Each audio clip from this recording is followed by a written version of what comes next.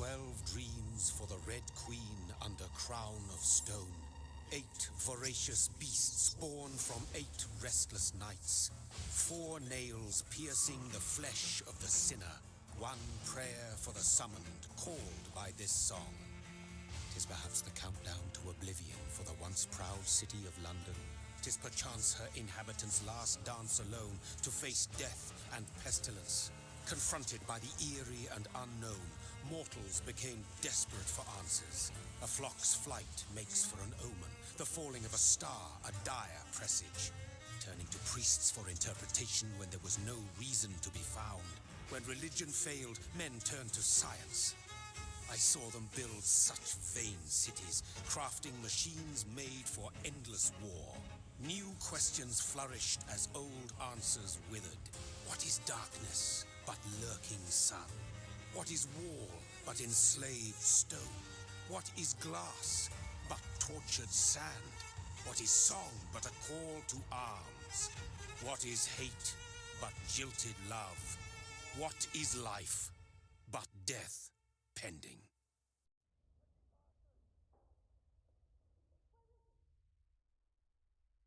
Death. Since the apple was plucked from the sacred tree, mortality was believed to be God's punishment, a righteous snare to keep mankind from ascending to the stars. They were all so wrong. Death is not a wicked thing, nor some holy retribution. A true punishment would be to never know its sweet kiss. Awaken from the harshness and be born once more.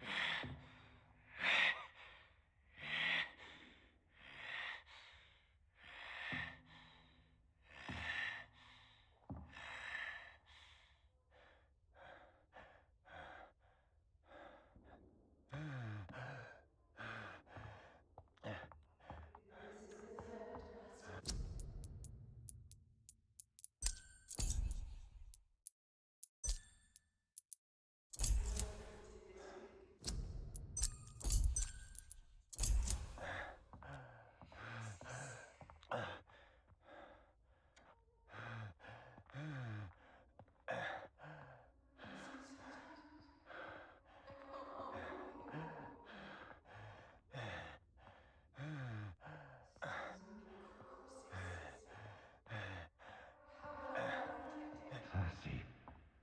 So thirsty.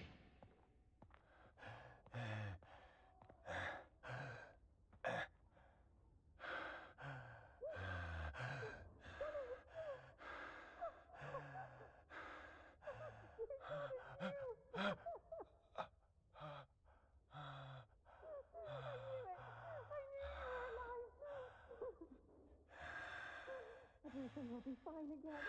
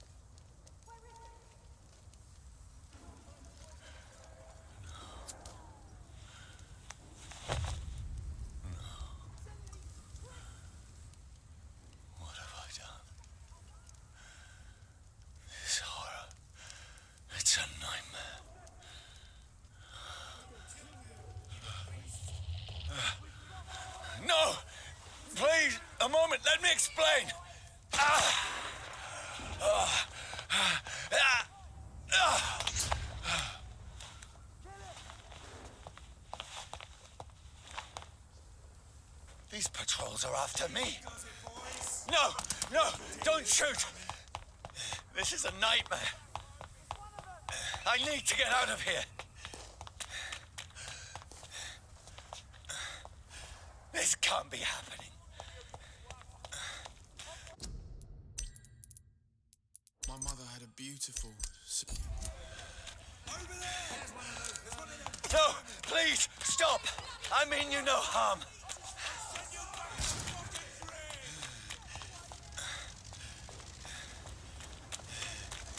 What's going on? Oh, Mary. What have I done? What's all this about? Has it fled? Shit, where'd it go? Now, I can defend myself. Kill that thing! Who are you? Stay back! Sorry, but you left me no choice.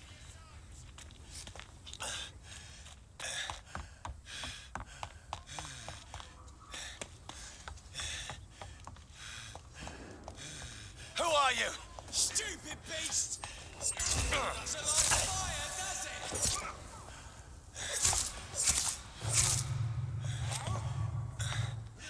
Sorry.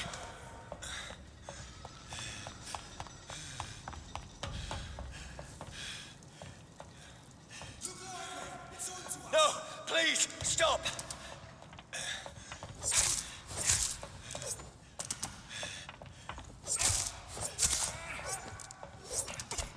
Who are you?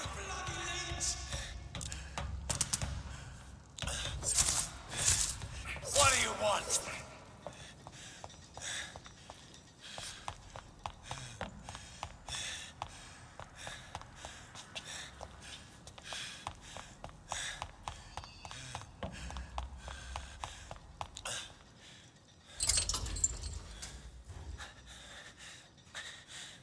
I mean you no harm. I need help. Die, you fucking leech! Please, listen to me. I can't make any sense of this. Shut up, beast! Who are you? What is this all about? What in God's... That'll do the rest of the job. Just leave me.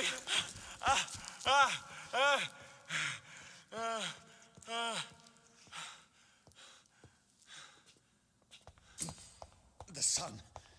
It feels like it's burning me to the bone.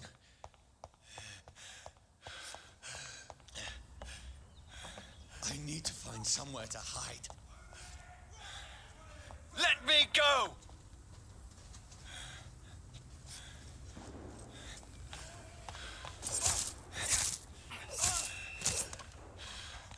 I need to find shelter.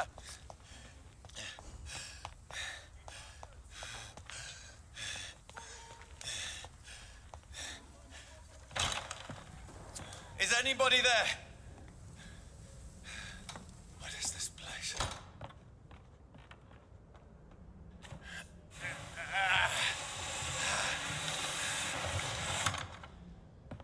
The place seems abandoned.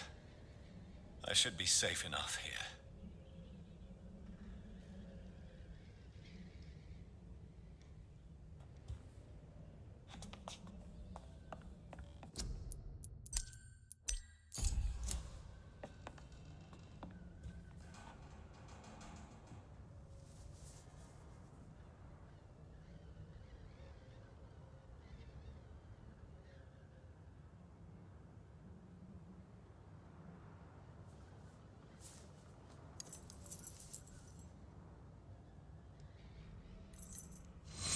Wait. This one's dressed up fancy. Let's run through his pockets. Picking the dead's pockets, are you serious? I've still a rent to pay. He's got no more responsibilities. What's this? Gold watch. Beautiful it is. We fancy it and share the takings. I suppose we are undertakers. Now, give him an Eve.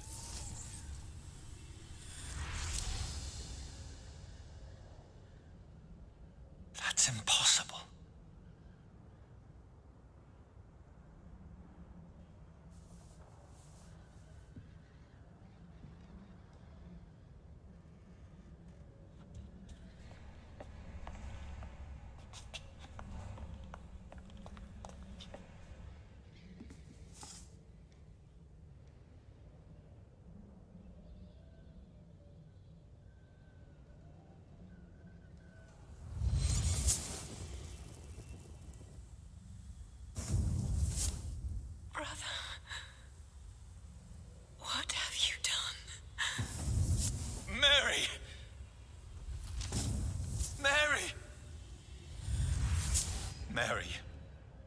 sorry.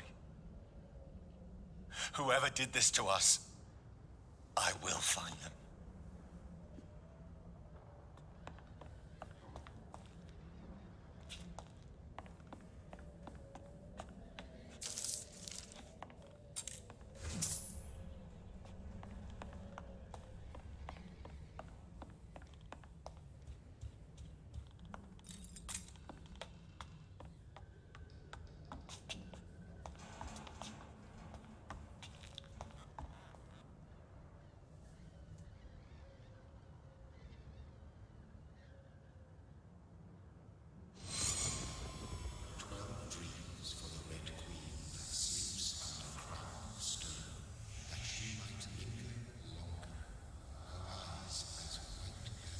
Who goes there?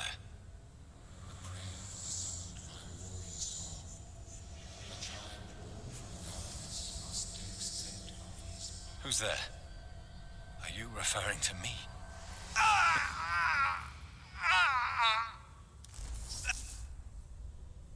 No! No! I still have so much to accomplish.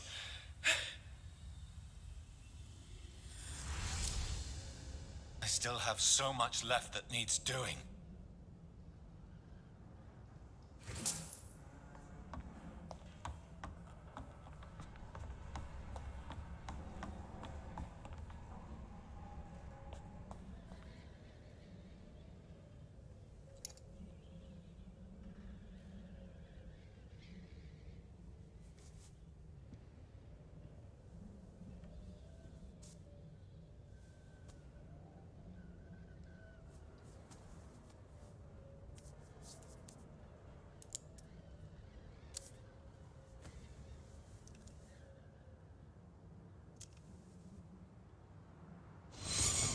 Johnny, this one's lost.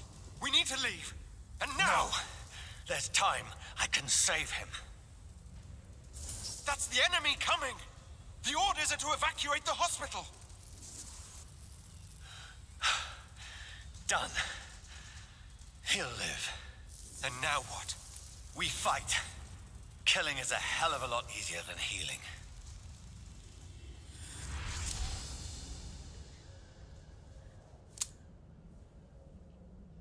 No, it never got easy.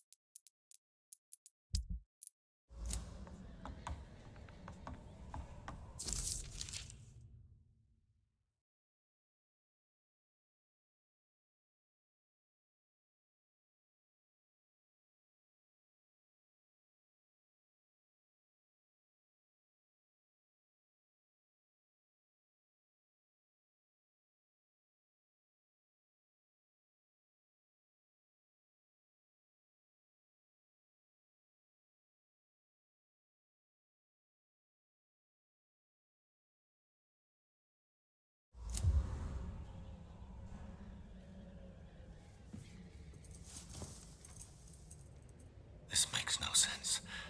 None of it. No sense at all.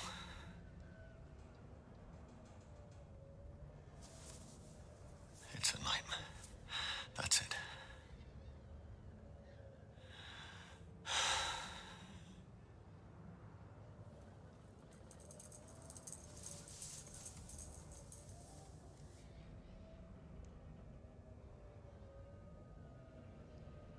So be it.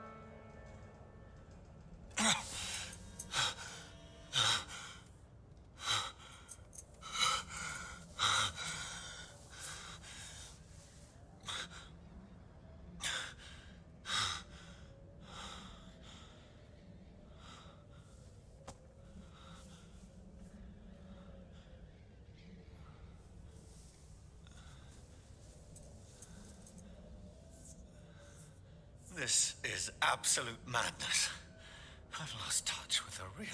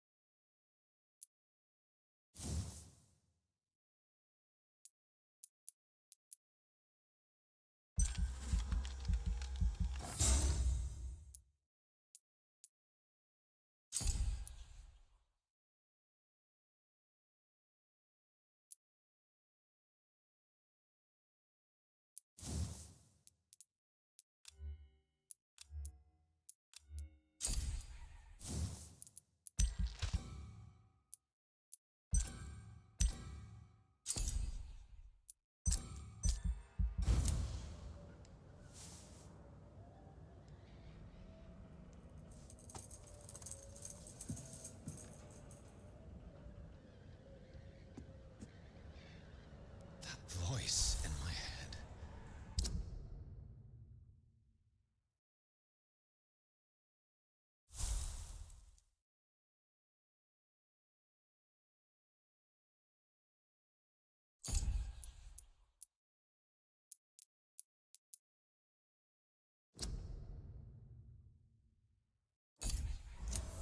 If I'm not mad, then it must belong to the one who made me what I am. I must find him to understand what I have become.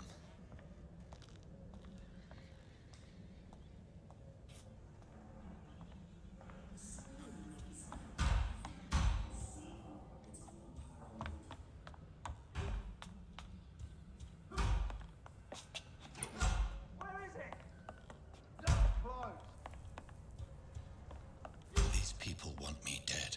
I need to leave now.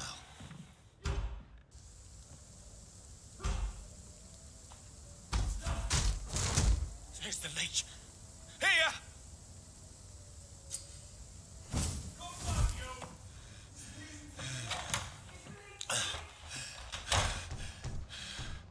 My head's spinning. It's locked.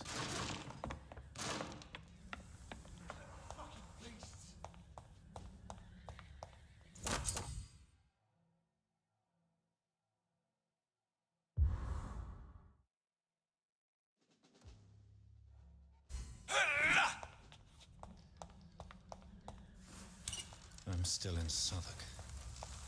I must reach the West End.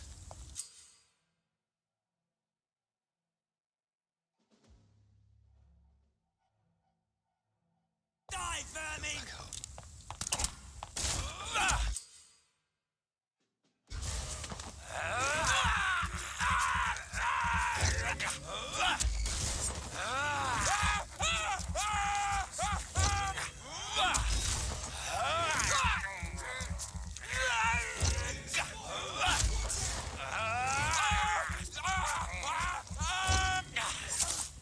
There's a strength I never knew I had.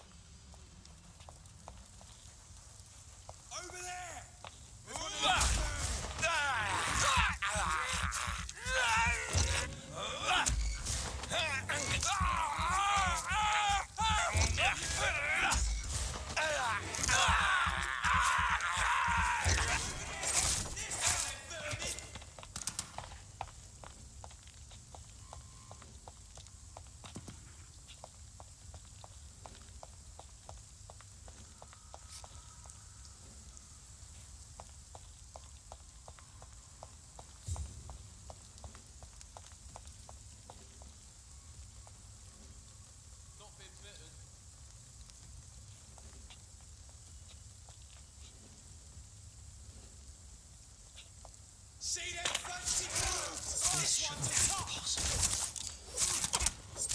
Every sinew, every fibre of my being is afire.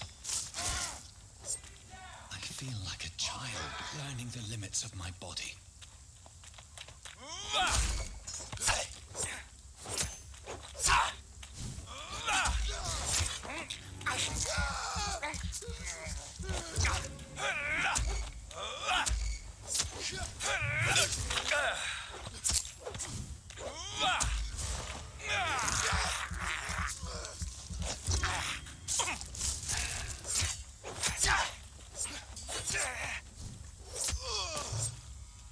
My strength, my reflexes. I'm not human anymore.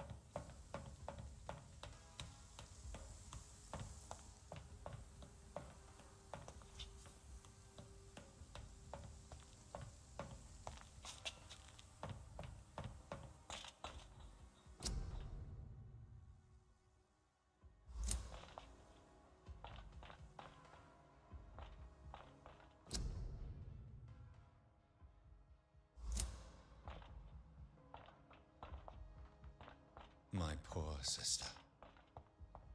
If only I had controlled my need for blood. Mary, someone will pay for what happened to you.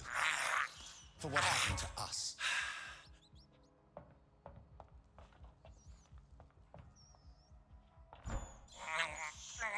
I have this thirst for blood. It's locked, all right. I cannot enter.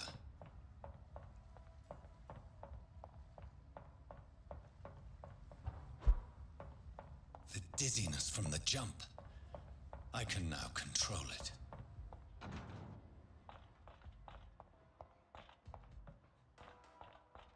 I cannot enter.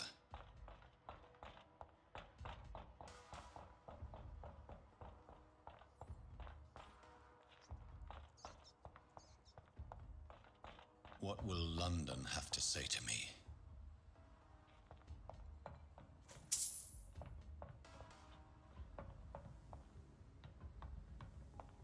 It's locked. I've so many questions unanswered.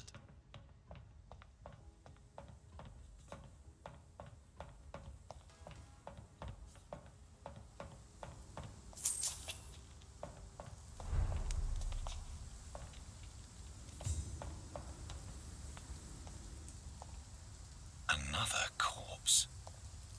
Have the very streets of London become a mausoleum?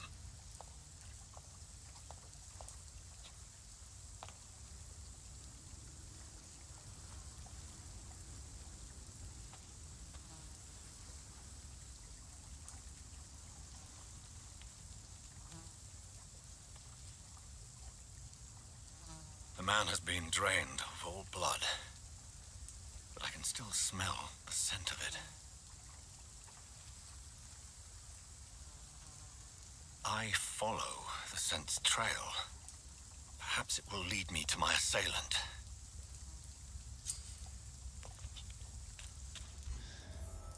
Fresh blood.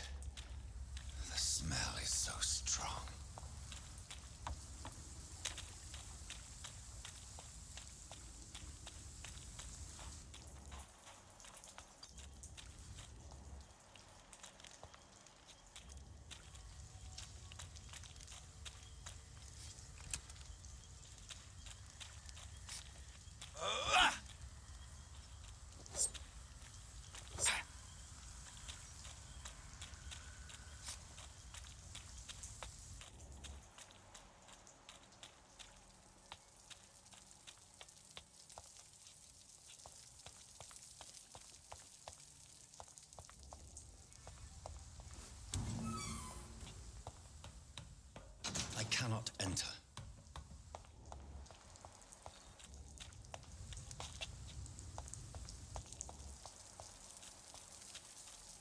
There's no one in sight.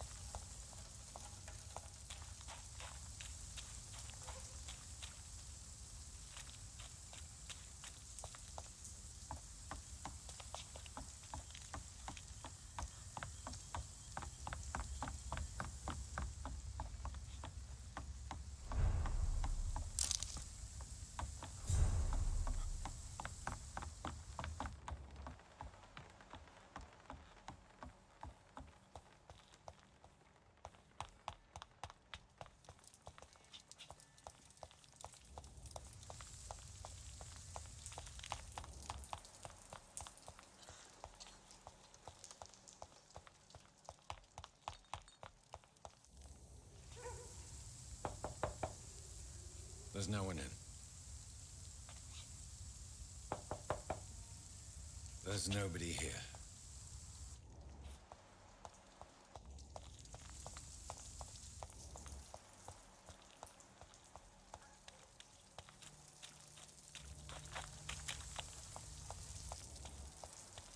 Where has everyone gone?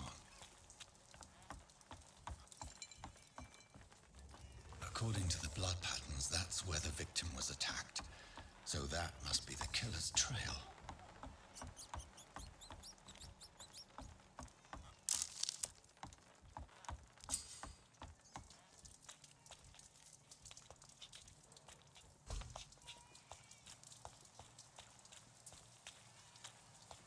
That's strange. The trail is very erratic, as if the killer was drunk or hesitant.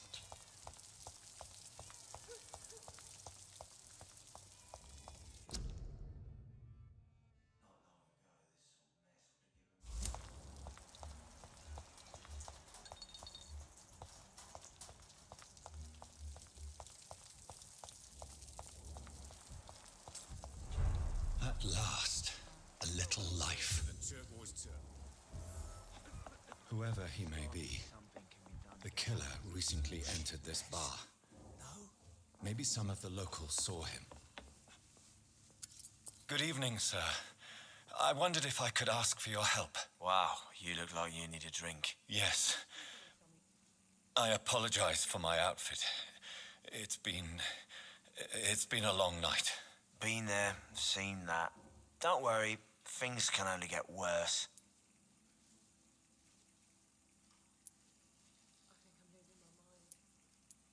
Has anybody entered the bar recently? Can't say. Sorry. I spent the night making love to that gorgeous bottle, see? This is important, sir. Are you sure no one has come in here in the last few hours? I don't know and I don't care. This is a free country. People still have the right to come and go, don't they? What's going on around here? It's like everybody is hiding. You must be new here. Have you not heard about the murders? Everybody fears the return of the sewer dog. Who is this sewer dog? It's the local bogeyman. Convenient answer for every crime that happened for decades. You murdered someone, blame the sewer dog, eh? You make it sound like it's a fairy tale. People will always believe in monsters. It's easier than accepting their own darkness. We can all be monsters. I'll leave you to your bottle then. I should just run as far away from this place as I can. Hello, sir. Are you all right? Is there any way I can help you? I don't know. Maybe you could just talk to me. Maybe you prefer to speak with Tom, then. He's more agreeable talking to strangers. What's going on around here? Where is everyone? Too many dead, sir. First the epidemic, and now all these terrible murders. The murders? What can you say about them? Bodies found in the streets every morning.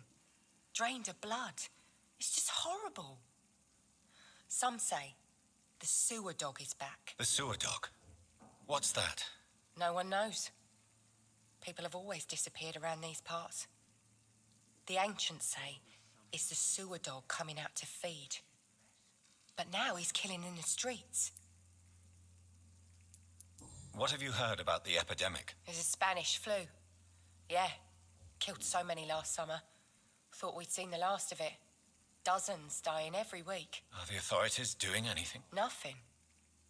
There are so many quarantine zones in London now. It's gotten really hard to travel across town.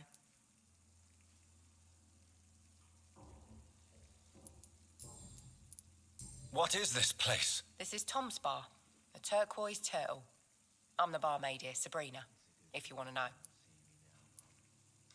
Are you always open this late at night? No, it's only since the epidemic started. Tom thought that people may need a safe place to stay. You don't seem to have much business. Where is everybody? Well, most people are sleeping right now. And those that are awake tend to avoid going out. What with the murders and all. I just want to talk. I didn't mean to scare you. I'm not afraid, sir. It's just I've other customers to take care of. I only see one customer. Oh. Well, yeah, of course. I mean, I best check on them. I'll leave then. Thank you. It's a good thing you cannot see me now, Mum.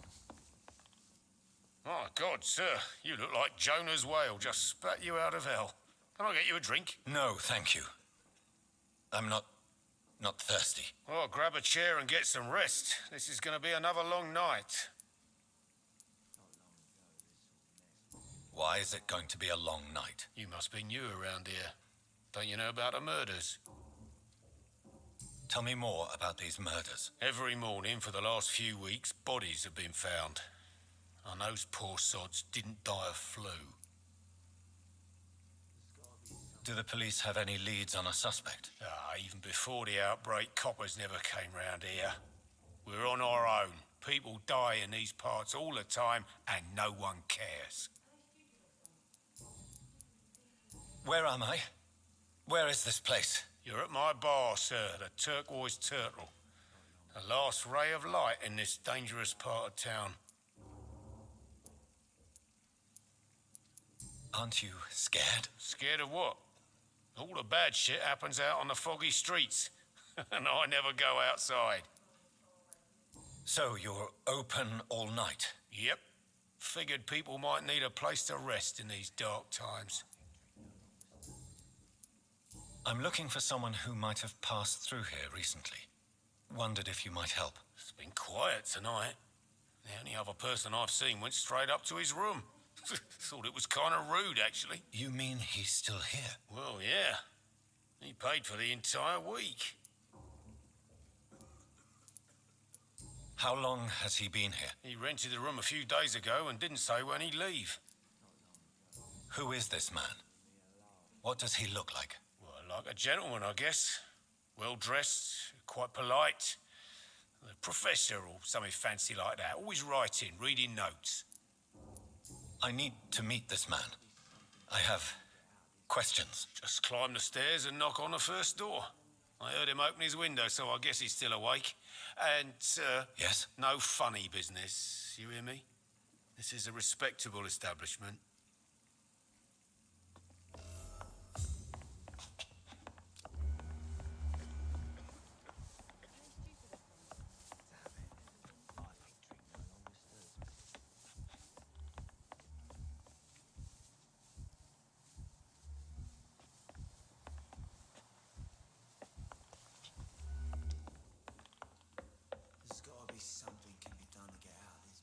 No place for you. Prewen has several patrols roaming the area. They do not pursue me. But they're looking for vampires, and they're most efficient. They'll not relent until the killer has been identified. I have a common objective, but I require... I think someone is eavesdropping. Are you certain?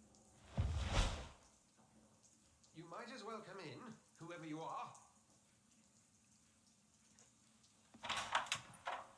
Slowly, vampire. Who are you? I mean you no harm, saith the vampire. Present yourself. I need a word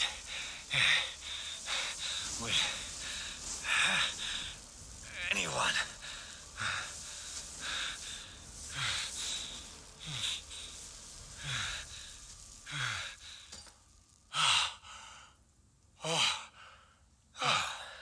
that's something I can do for you.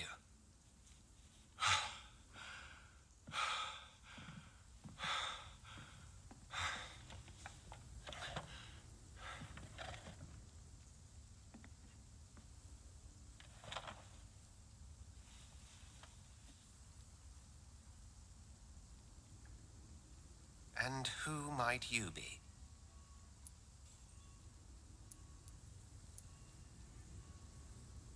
I'm not sure that I know anymore. Might I at least learn the reason of your presence? That's none of your concern. Sir, you have entered my room in the middle of the night, pale as a corpse and shaking like a tree. So please, indulge me. Someone is molesting people. In fact, killing them. Biting them. The calling card of a vampire. Like you.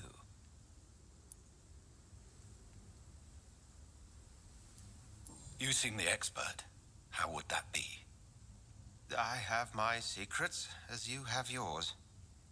Then if you are not a vampire, who or what are you? Dr. Edgar Swansea of the Brotherhood of St. Paul. I'm performing an independent investigation here in an attempt to understand precisely what is going on.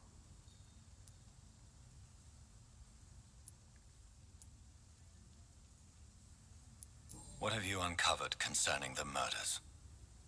It started a few nights ago. Rumors of violent murders.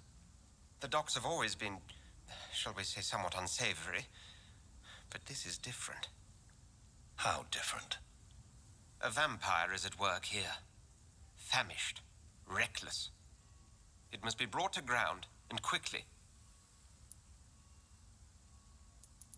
I heard another voice, that of a woman. Who were you talking to? Ridiculous. I've no idea what you're talking about. Something tells me not to trust you. Then the feeling is mutual.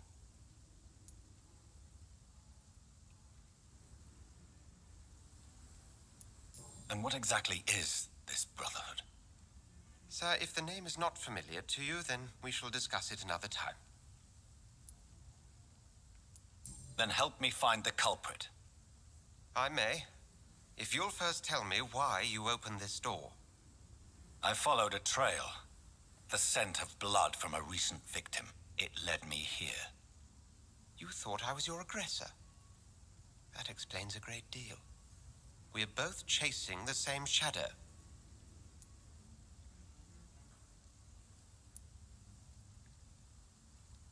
Perhaps. This is all new to me. I'm not even certain what I'm looking for. You should let me handle this affair. You've no idea what you're up against. No. I will find the monster. He is mine. How will you do any better than I? But then let me ask you this. What are your intentions if you find the killer?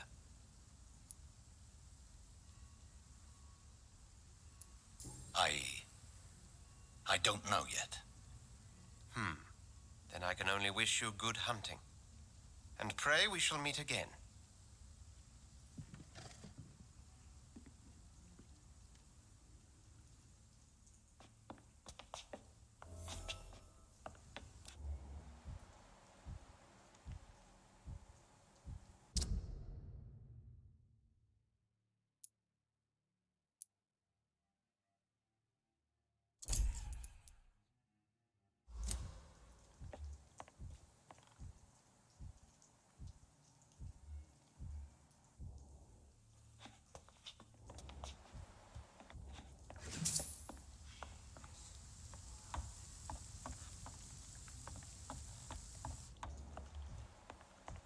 If Swansea is not my attacker, it means somebody else came here tonight. Someone must know something. Evening, sir. Can I help you? I have a few questions for you. Well, if you must. I spoke to Dr. Swansea. He's not the man I'm looking for. Now, I want the truth. The truth? What do you mean? I suspect that someone else was here tonight. And I don't think Tom wants to tell me about it. I'm just the barmaid here, okay? If Tom says you're the only visitor we had, then you're the only visitor we had. I can feel your fear, madam. Please tell me what's going on. It's Will. William Bishop. He came in here earlier tonight and he... Well, I thought he was going to clock someone. What happened tonight? He was dead drunk, as usual. But my God, his eyes, his face. He must have caught something awful. He shouted and cried. It was terrible. Why are you so afraid? I mean, his skin, his hands. I scrubbed every glass and every chair that he touched. God, I hope it's not contagious.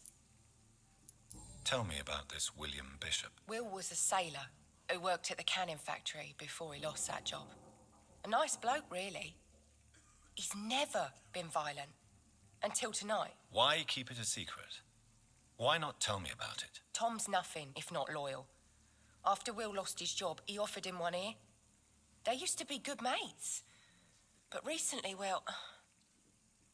Will started to get very aggressive. I see. Thank you for your candor. I'll be sure to talk to Tom.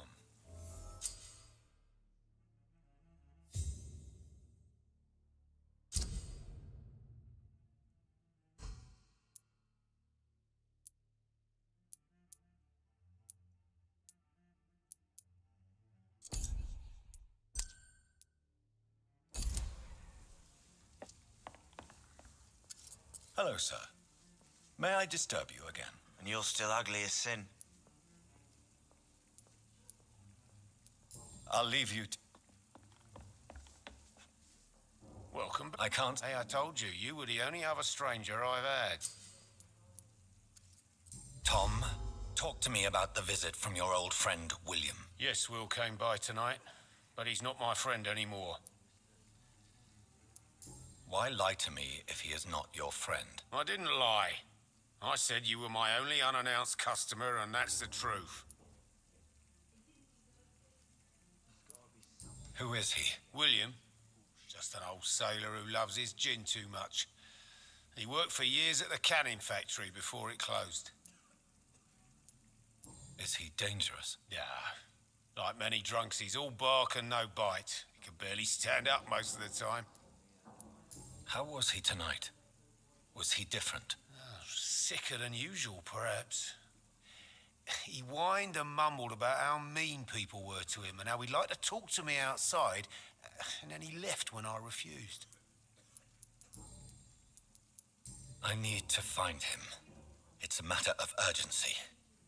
Do you know where he is? You could try his boat. It's up by the North Pier. He sleeps there when he's too drunk to get home. Please describe him to me. What'd you expect? He's a tall, sick bastard with a bad rash and torn old clothes. William used to be strong.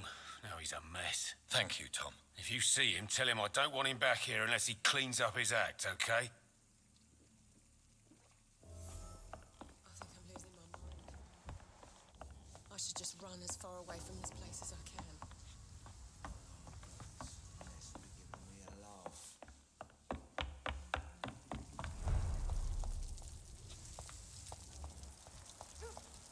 I will get to the bottom of this intrigue. What's been done to me, to this city.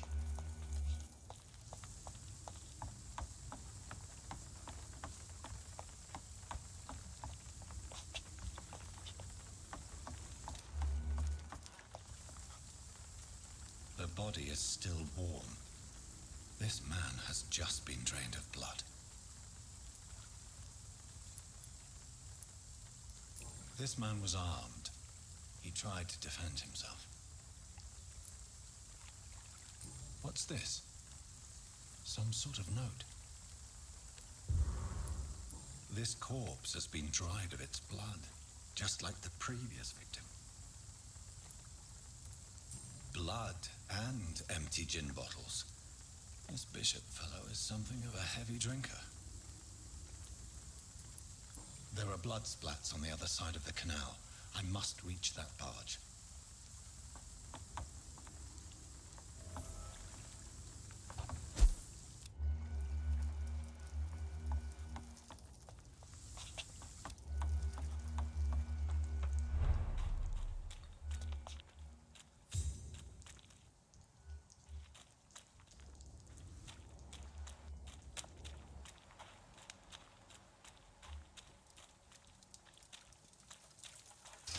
locked, all right.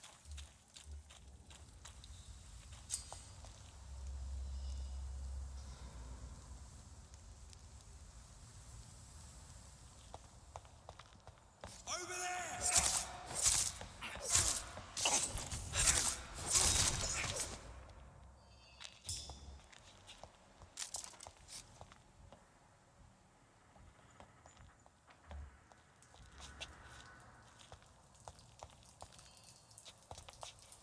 It's locked.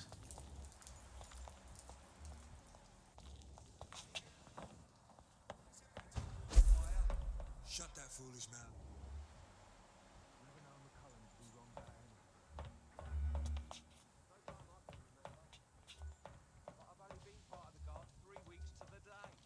All the more reason to shut it, Mr. Billy.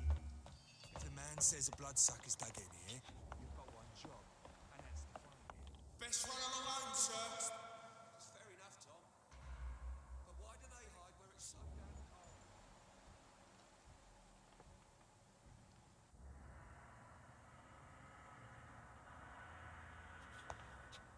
Did you hear me?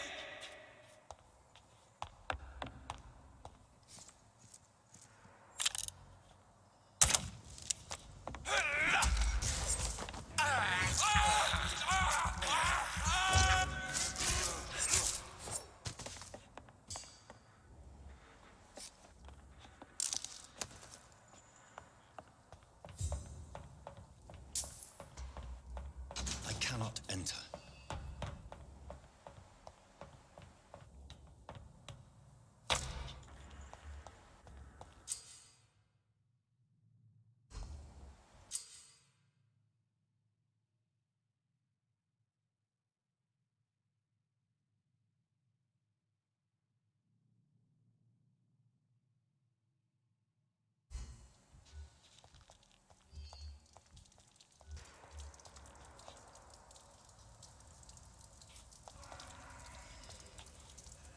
This is no place for you, sir.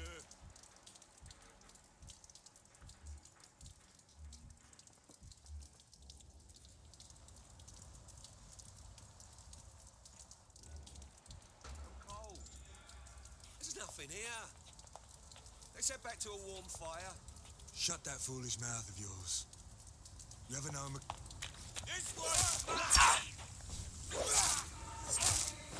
I'll take it!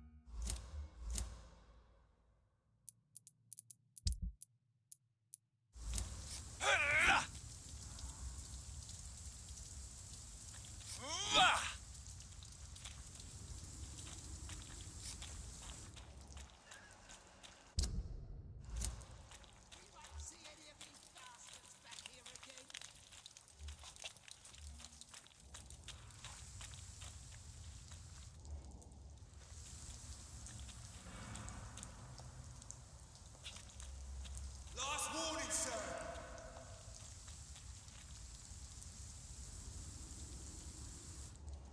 We won't see any of these bastards back here again.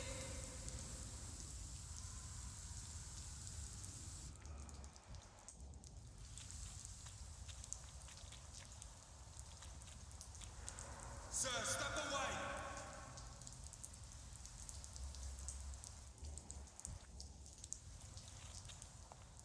Leech spotted. Watch out, boys.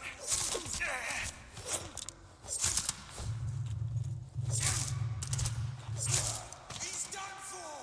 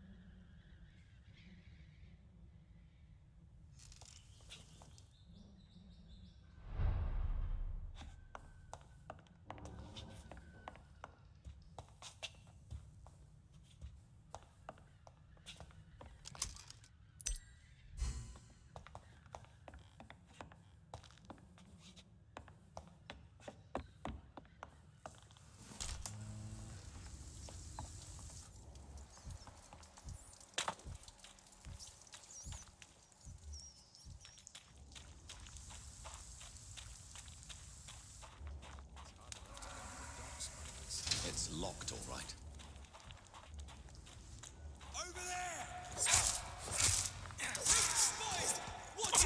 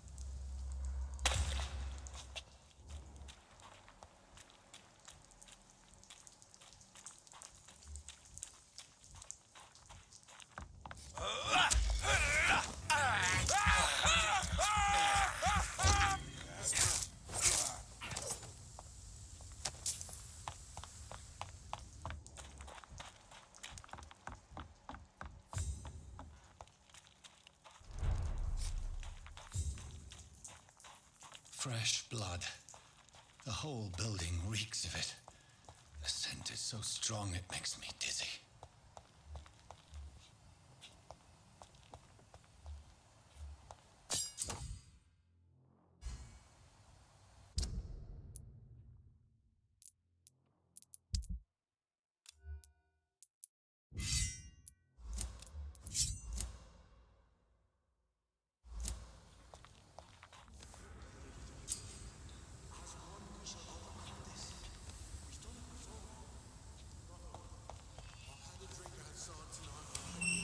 This place reeks of bloodshed. Please stop. Just a sip, I promise. You are my dearest friend. You're my last and dearest. This creature is bedeviled. I must put it down.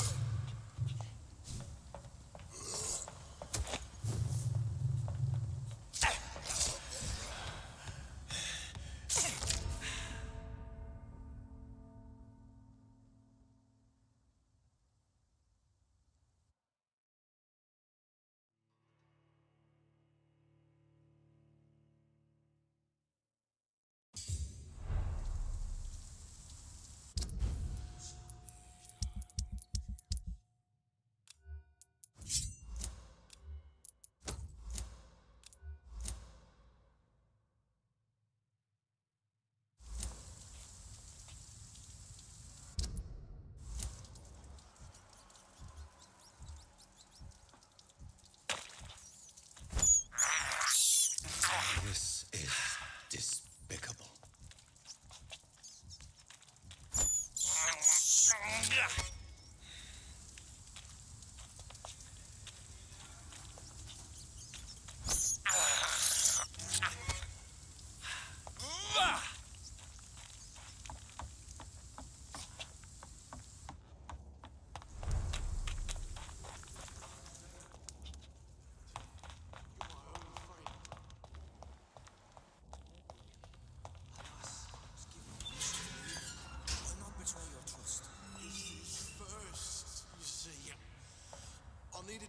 This creature is bedeviled.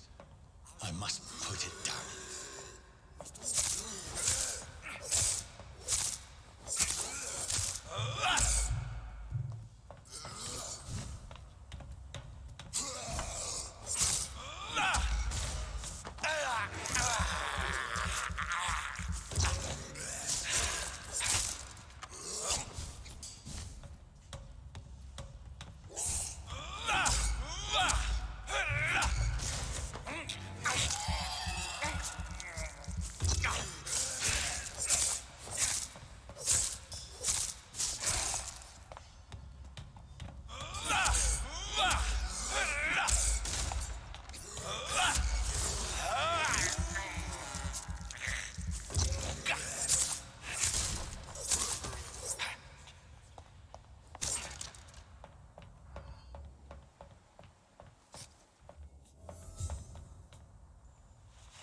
William was an honorable man.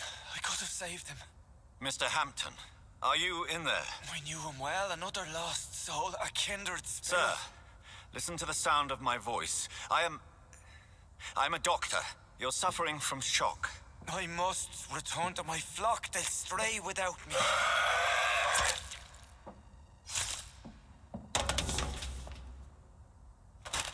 Remember, certain skulls are every bit as resistant as we are. Who are you? What do you mean by Skal? You truly are a newborn. I should have realized. Wait. You are the woman from the bar. Are you like me? Can you help me? I believe, sir, I already have.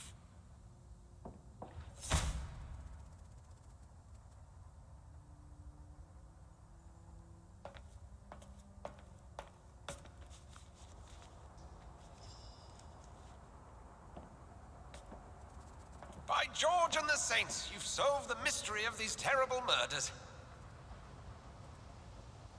Patience, good fellows, I've come to offer help. Just give me a moment to secure my boat. We can leave this awful place. William was not the evil man they claimed. He was just taken by the thirst. He needed his drink. This man requires medical attention. We'll see he gets to the nearest hospital. No, please, I must tend to my fold. My flock needs me. There, sir. Go with the good Dr. Swansea. He's resourceful, and I'm sure he'll take good care of you. You'd best come as well. The sun is soon to rise, and you'll need a place to rest. I just need a moment. If I can learn something about what has happened to William, I'll be a step closer to understanding what happened to me.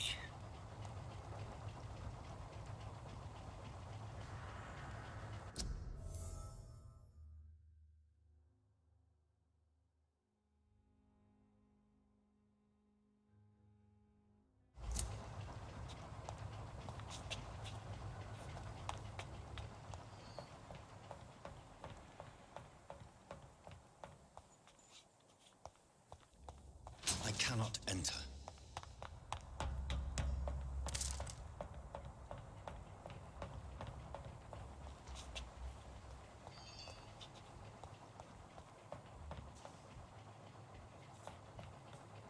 This poor creature can't be my maker. Could it be some subspecies of vampire? I must find a place to analyze the blood.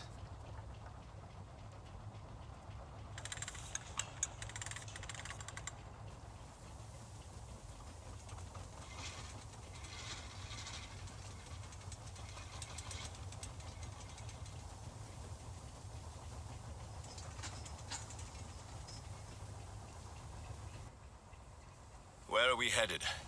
We're on our way to the Pembroke Hospital. It's just across the canal. They'll have a bed for poor Mr. Hampton. William was... What manner of creature was he? Predator, prey, villain, and victim. Who can say? The important thing is that he's been stopped. Duly noted. And the woman? What... Who is she? What woman? Oh, don't play me for a fool. You used me to locate that Skal. You must know who she is. And I thought you a gentleman. You shouldn't talk about a lady behind her back, but I will tell you she values her privacy. Were London as peaceful as she appears from the middle of the canal? If only that were the reality of the situation. To be honest, I've always tried to avoid this part of town. Pembroke Hospital is the last bastion between the rest of London and the epidemic. The flu has decimated the East End and the war still rages. Welcome to the front lines of a plague. This is where you work, Dr. Swansea? I am the administrator of Pembroke Hospital.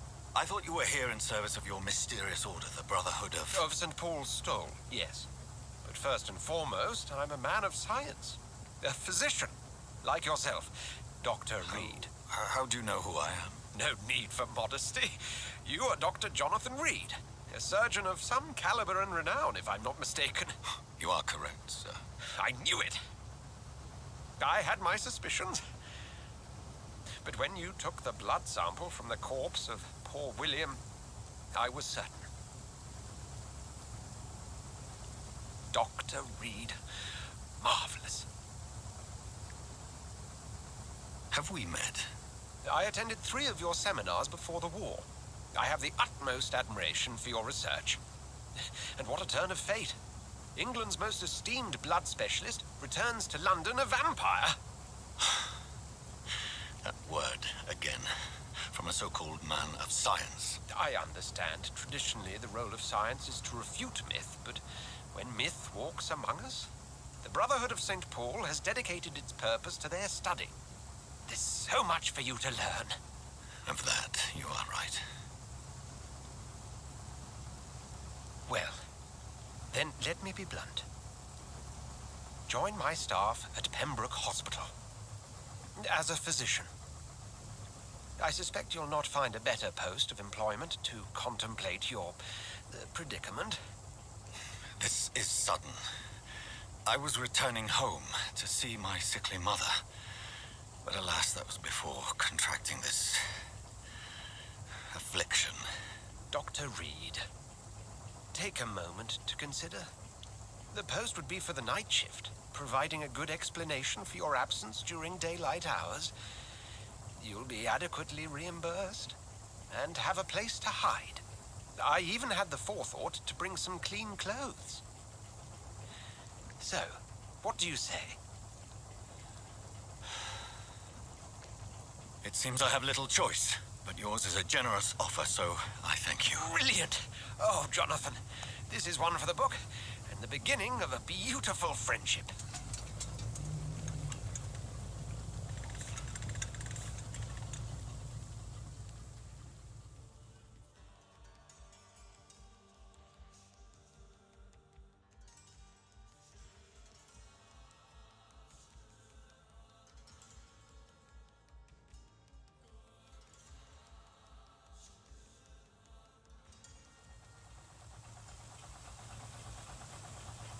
Dr. Swansea, thank goodness. I was beginning to be concerned. Worry no more, Nurse Crane, for I bring good news. Oh, Doctor, what a night. We lost 2 more patients. Nurse Scow said she couldn't take it anymore and resigned. Yes, well, I'll make a new rota in the morning. In the meantime, find a good bed for Mr. Hampton. Be sure to pay attention to his needs. Of course, Doctor. Oh, and Dorothy? Yes, Doctor? Dr. Reed here has just returned from the front. He served King and Country and will be joining us here at Pembroke.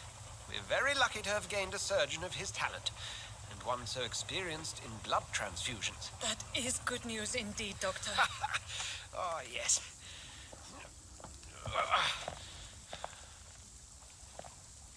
Here at Pembroke, it's not what we have, but what we haven't. It's only thanks to Nurse Crane and the staff that our ship doesn't sink. If you have any questions, just ask her. Duly noted. Thank you. Your assistance is required, Dr. Swansea, immediately. Welcome aboard, Jonathan. We'll catch up after my rounds. Coming, Nurse Crane. I'm coming.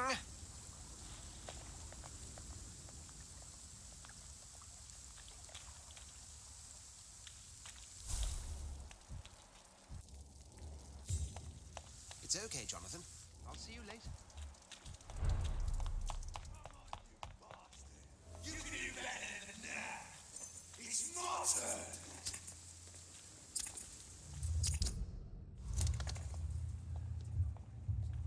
Rotten or pristine, each heart contains the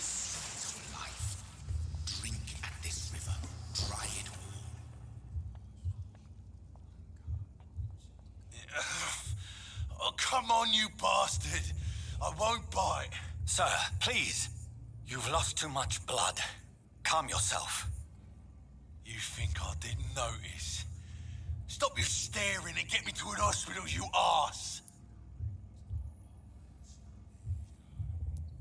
Insulting a good Samaritan.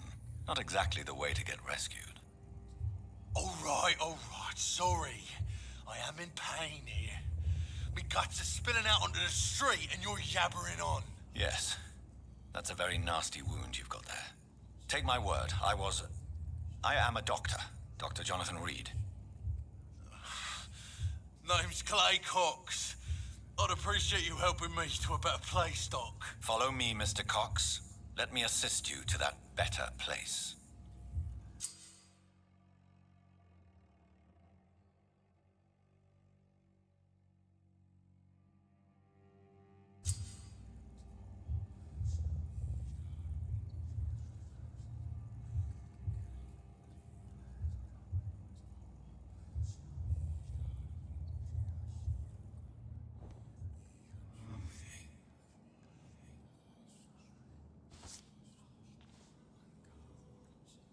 Bring this fading light into the shadows.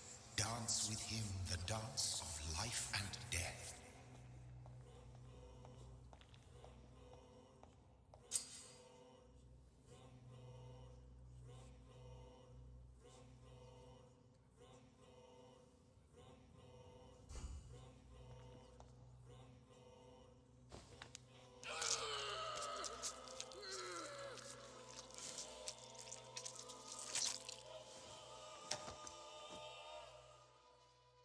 In the back, you bastard! Didn't have the guts to fight me.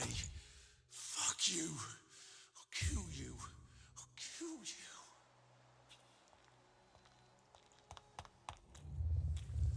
To taste a life. To embrace its most intimate secrets. Such a burden. Such a divine sin.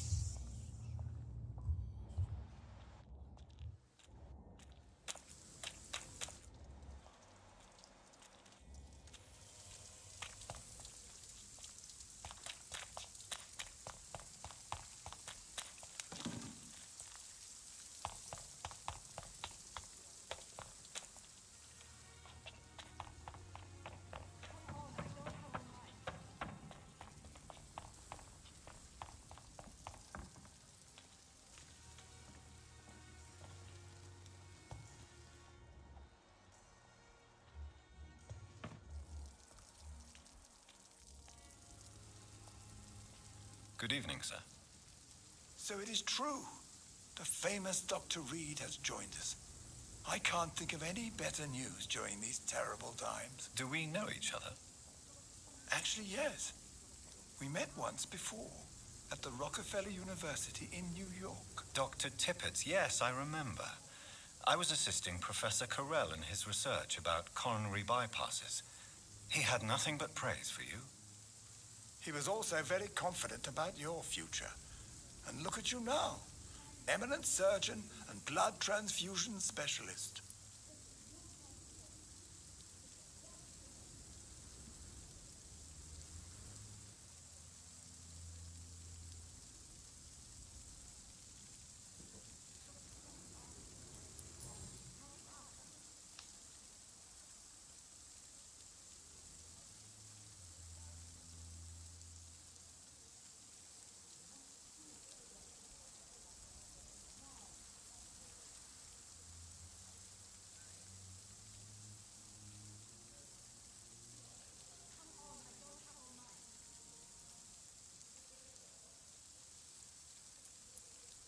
What is the Pembroke Hospital situation? And please, speak freely. This hospital is not exactly the best of London. I'm sure you are used to working in a better environment. It's more than enough. In any case, the personnel of a hospital are much more important to me than the building. Don't be misled by appearances, Dr. Reed. This hospital does not lack talented people. It just lacks hope. What can you tell me about the staff in the hospital? Some are really good, and others are not so good. But during this troubled period, there is no time for slander. I prefer to focus on the positive character traits. Tell me more about cherished people, then. Nurse Brannigan is a pearl. She is the most helpful and dedicated nurse I've ever worked with. A clever and cheerful woman. You really seem to admire her skills. I'll go even further. If she was a man, she would be a damn fine practitioner. Any opinion about the management? I don't always agree with Dr. Swansea's reserve, but I must admit he does all he can to keep this facility running during this crisis. Ah, yes, the burden of command. I was fed up with this concept while serving as a medical officer. Don't get me wrong. Swansea's a good administrator. I just wish he would get out of his office down again.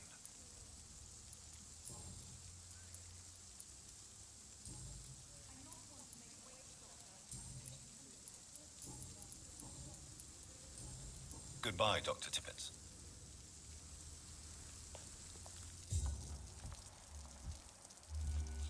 Doctor, where have you been? I've little time to play hide and seek with new staff members, no matter how illustrious they may be. I apologize, nurse. I needed some time to myself. This has been the longest and strangest night of my life. You delivered poor Mr. Hampton from a terrible fate. The means to that end should be of little concern, Doctor. Thank you, nurse. What can I do for you? Dr. Swansea insisted we provide you a quiet office. You'll find it on the second floor with your name on the door. Thank you. Nurse Crane, isn't it? Yes, Dorothy Crane. Welcome to Pembroke Hospital, Dr. Reed. Your office has been prepared. I would like to ask a few questions first. And Mr. Hampton, the patient we brought in, how does he fare? I gave him a sedative to help him sleep. Poor thing was in quite a state of shock. What kind of man is Dr. Swansea? Well, you accepted the job from him. I thought you would have known about your employer. Apologies, I've only just met him the once. This is sudden. I've only just returned to England. Dr. Swansea is a brilliant surgeon and the most compassionate physician. It's right to assume Dr. Swansea knows far more about me than I do about him. You'll get to know him soon enough, and better than me. The administrator has better things to do than mix with us. If you could point me in the direction of my room again, nurse. Second floor of the hospital, left after the stairs. It's the last vacant office at the end of the corridor. Thank you, nurse.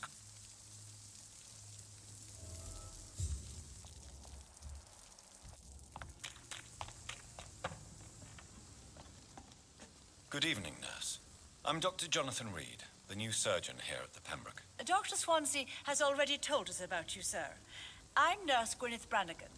Welcome to the Pembroke Hospital. Did he really? It's a good thing I wasn't hoping to keep a low profile. All members of staff have already read about your new blood transfusion technique. Dr. Swansea made sure of that. I see. Well, I'm a little surprised, but I suppose I'll just have to deal with this unexpected notoriety. You must know, blood transfusions are Dr. Swansea's primary subject of research. He is convinced it is the future.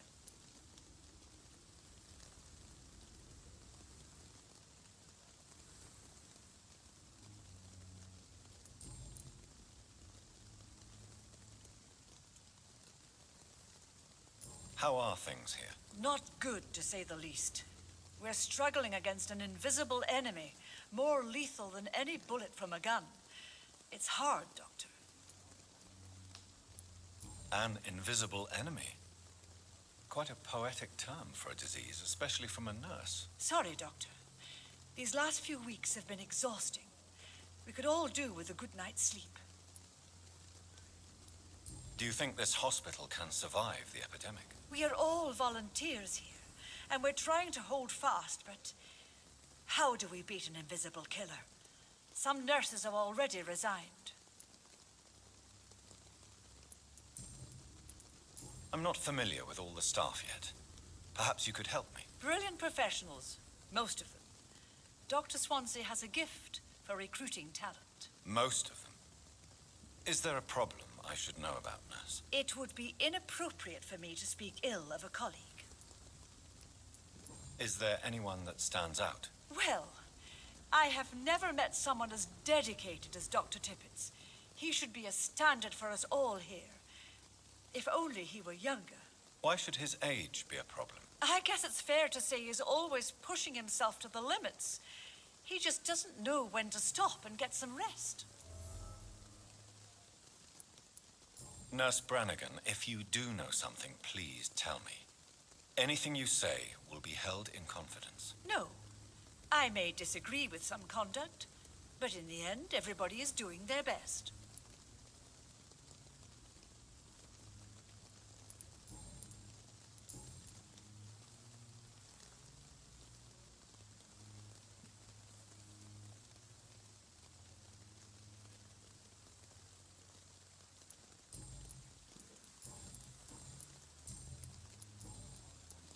Why does Dr. Tippett claim you're the main reason he keeps working, despite his fatigue? If it wasn't for him, I probably would have left the Pembroke years ago.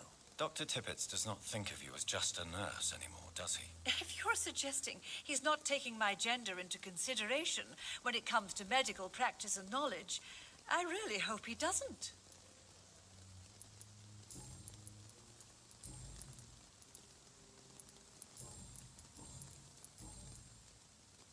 Goodbye.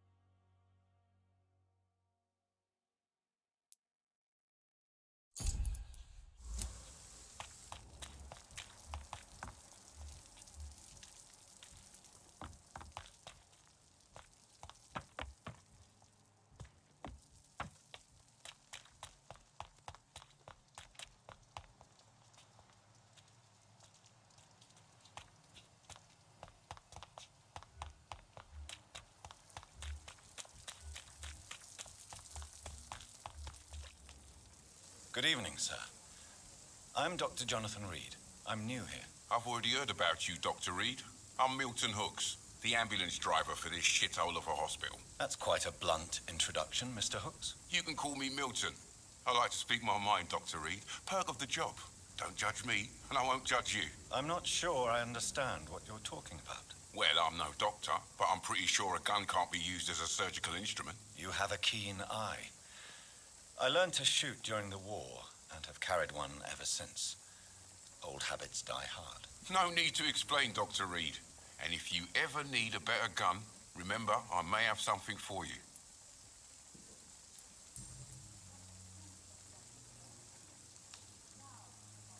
How is the situation around here? You want to hear the situation is all right?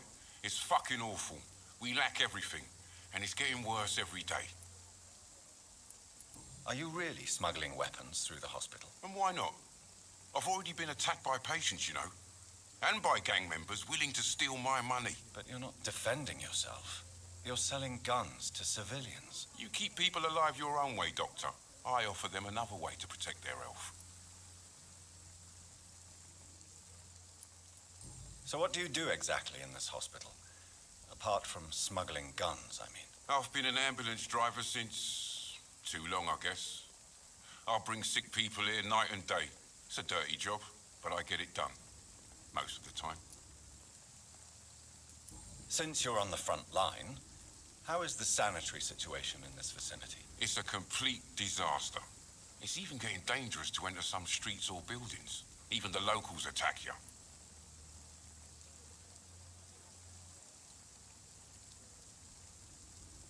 It sounds like things have been a bit rough recently. What's happened? Yesterday I got attacked by the patient I was bringing here. I escaped through the hospital's garden, but I lost my wallet when I was running. You left an infected patient outside the hospital. That's incredibly dangerous. Go there yourself if you want, but be careful, Doctor. I'd rather not bring your dead body back.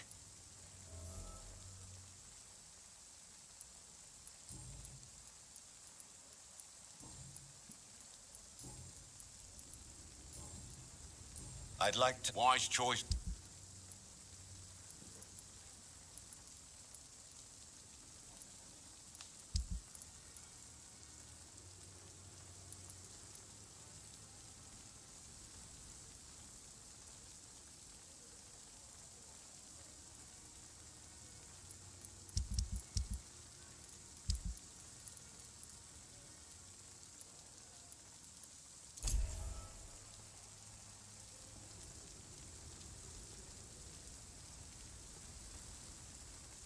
Perhaps I should have considered the offer from that Cadigan fellow.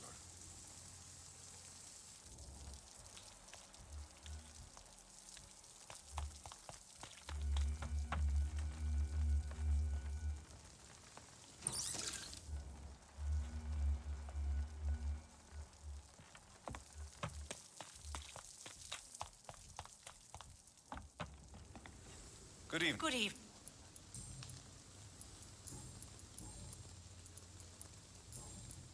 Good.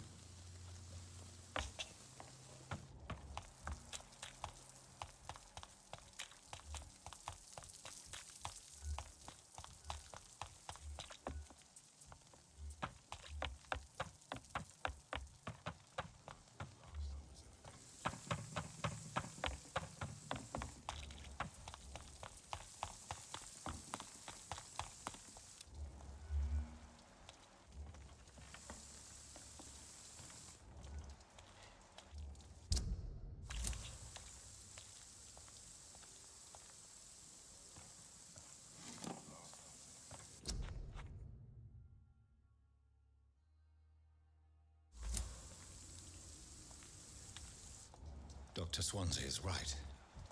This place seems perfect to conduct my research.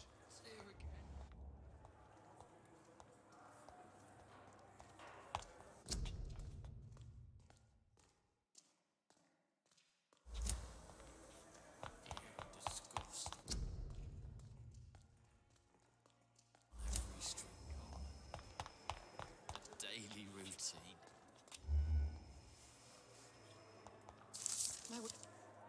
Good evening, miss. I'm Dr. Reed, the new surgeon at the Pembroke Hospital. And who are you? Your name has no meaning to me, mortal. You're nothing but dust blown by the winds of eternity. I beg your pardon? What are you begging for, mortal? My clemency? Well, tonight maybe I'm inclined to mercy. You'll never forget the night you met Thelma Howcroft. You keep calling me mortal. Why is that? And if I'm mortal, what are you? Well, Dr. Reed, if you must know, I'm a vampire. And why do you believe you're a vampire? I don't need to believe anything. It is what I am. It is what I feel within this hollow shell of flesh. Please. I can... I see. Have you ever heard of Cotard's syndrome, Miss Howcroft? Never. It's a mental illness discovered by a French neurologist named Jules Cotard. The affected patients are delusional. They believe that they are putrefying, that they are dead, a ghost or a ghoul, or in your case, a vampire. Delusional, you say? Oh, sad and petty mortal. You can't even begin to understand the concept of immortality. And you think it is I who am delusional. I'm assuming you must be a patient here. Am I right, Miss Howcroft? It's only a cover. To hide from my enemies. I can leave whenever I want. As a woman, a spirit, fog, or bat. Who are these enemies you mentioned? Can you describe them? I cannot say for sure. But I sense their eyes on me from nearby. I feel them watching me every time I visit the garden near the morgue. The staff here are not your enemy. They're here to help you, to care for you. I'm not speaking of the doctors in white. I'm speaking of the men and women who hunt me. For I am a vampire. I see. Don't worry. These people will not find you here.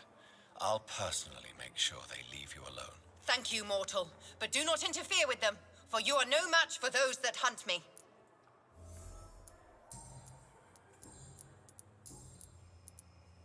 Who are you really, Miss Howcroft? I mean, apart from being a vampire. Is that not enough for you, puny mortal? What do you require? Proof of my powers? I'm curious to know who you were before becoming a vampire. No, it was such a long time ago, I don't remember. Centuries of unholy life can have strange effects on one's minds, you see?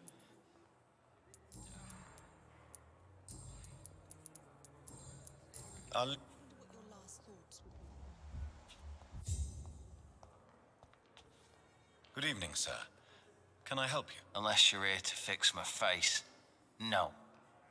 I don't think you can help me. I'm Dr. Reed. I've recently taken the position of head surgeon here. War injuries, am I right? You guessed right, Doctor. German shell took my pretty little mug right off. But they still call me Thomas Elwood.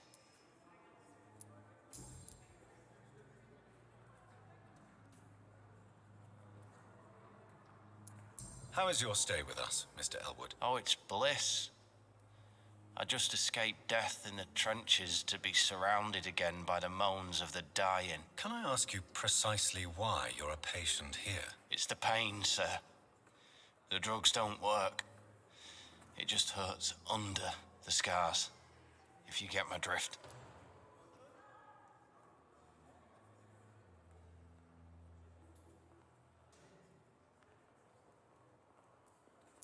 Can I do anything for your pain? Nurses gave me a bunch of pills.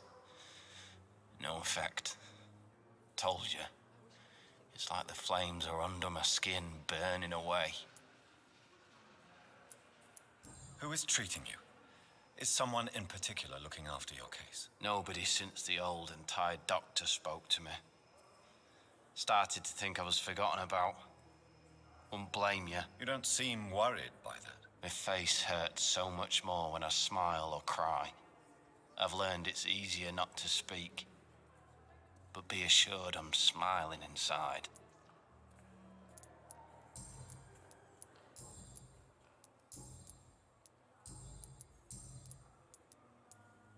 Where were you stationed, sir? Did you serve for long? I really don't want to talk about all this shit. No offense. I was pushing too much. I served in France myself. I just wanted to know what happened to you. You were an officer, weren't you? Then I doubt we fought the same war, sir. No offense. How close are you to Miss Hawcroft? Are you aware that she thinks she is a vampire? To wait for her next nibble is the best reason to stay here. Every time she approaches my bed, she treats me like something tasty. A normal person. Aren't you afraid? She may hurt you if the game goes too far. She's quite harmless, I can assure you. Her head's broken inside is all. While I'm busted on the outside. But she's still beautiful. Living proof that there's hope for me. So do you let her bite you? You know that's not sanitary. And why not? She's only supping a few drops of me blood. And the pain, it's real for once. She could decide to bite less willing patients. Then it's another good reason for me to stay here, Doctor. You do realize she's mentally disturbed. It's called the Cotard syndrome. She truly believes she's a vampire. In her madness, she never refers to my scars. And frankly, if I could, I'd join her world. It seems much more fun than the real one. How close? Wait, aren't you? She's...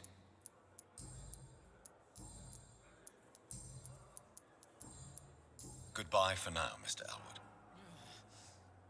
Damn. The pain.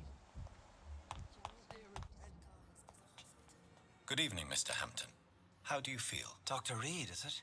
Oh, sir, I must apologize for my behavior. What do you mean? I was not myself in the factory.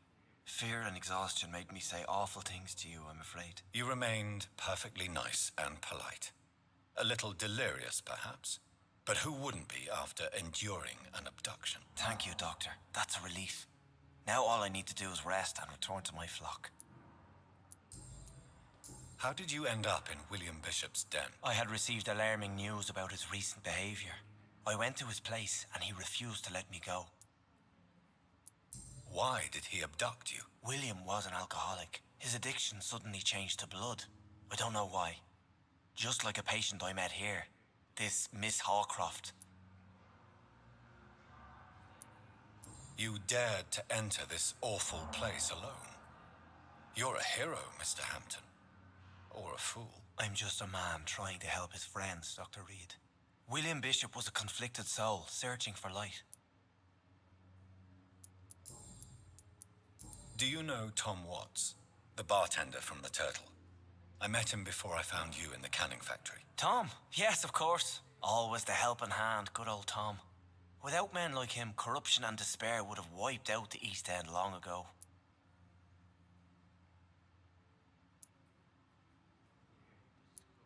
People are still in despair. How could it be otherwise? The authorities have left us all to rot in this contagious nightmare. No drugs, no advice, nothing. It's a damn shame. Who should I avoid in this part of town, then? Any particularly evil figures? Not really. Most men and women are just doing their best. And it's not my habit to speak ill of people I know, Doctor.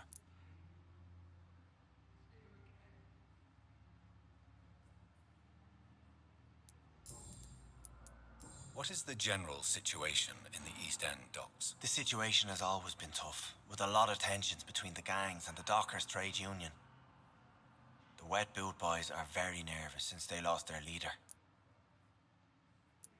Who leads the gang now? Since Clay Cox went missing, it's his wife Edwina who runs the show, with the assistance of her minion, Booth Digby. Has the gang been threatening you? Ah, no. I've had this nickname for so long, you know, the sad saint of the East End. No one dares to bug a saint, not even criminals.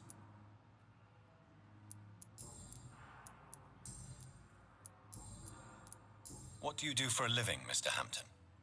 I can't help but notice the cross around your neck. I manage a night asylum for the poor and homeless of the docks, and I try to guide the lost and hesitant on the right path to our Lord. Are you a priest, Mr. Hampton? A deacon, maybe? Not at all, Doctor. I'm just a man of faith willing to preach the good word. Why didn't you use your cross against William Bishop? To repel him somehow? That's a very strange question, Doctor. A cross is no magical token, if that's what you were trying to say. Not mine, anyway. How do you feel, Mr. Hampton? Medically speaking, I mean. I feel exhausted. Beyond exhaustion, actually. William drank so much of my blood in his madness. I feel empty. You're in good hands here. Dr. Swansea is well versed in blood transfusion, and I'm sure he'll take the best care of you. Thank you, sir. I believe all I need is rest, and then I can go back to the people who need me. Have you made friends since you arrived? Not really, but I recognize Miss Harriet Jones. I knew her when she lived by the docks. That poor woman had such a miserable life. You never came to see her here at Pembroke? Receiving visits when sick can be an important part of the healing process, you know. We're not just bodies. You're preaching to the converted now, Doctor. To be truly honest, I thought she was dead. She left the docks many months ago.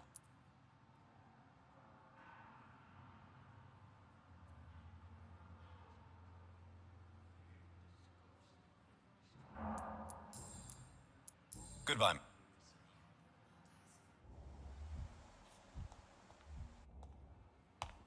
It's locked, all right. Good evening.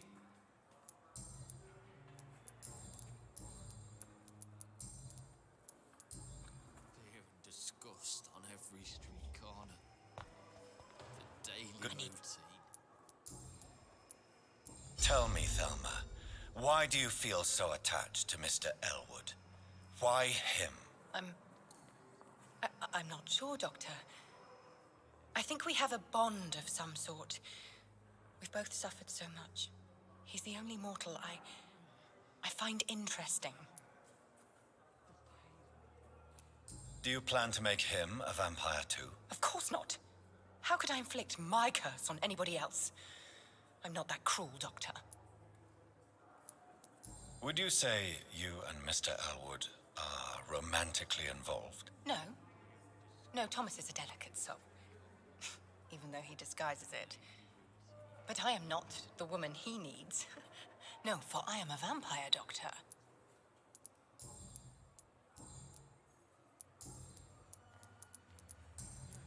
I'll leave.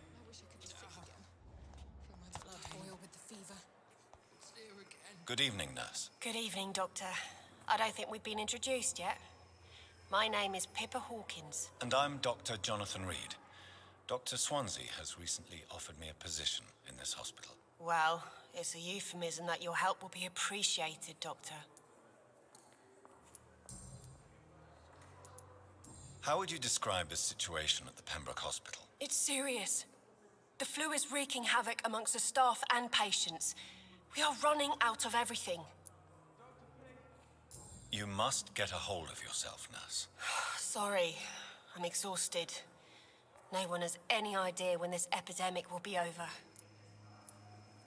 Nurse Hawkins, the Spanish flu won't last forever. Even the Black Plague didn't kill everyone. I wish I could believe you. But what if this epidemic was worse? What if in the end, nobody was spared? How long have you been a nurse? Well, long enough to see that the epidemic is winning. And no matter how qualified you are, don't tell me you'll change that. You'd be surprised what dedication can achieve, Nurse Hawkins. In medicine, sometimes we're just a test result away from a miracle. Sorry, Doctor. I don't want to sound bitter, but I'm just too tired to give a pep talk like Nurse Brannigan. How is the Pembroke staff coping with the epidemic? Well, not well. Milton, the ambulance driver, is even more grumpy than usual, especially concerning doctors. Why is Milton grumpy on a daily basis? Is it just an act? Milton's not the kind of man who's bothered about a bad reputation, whether he deserved it or not. Why does Milton dislike doctors? I don't know. Just ask him. But be warned, Milton is not the chatty type.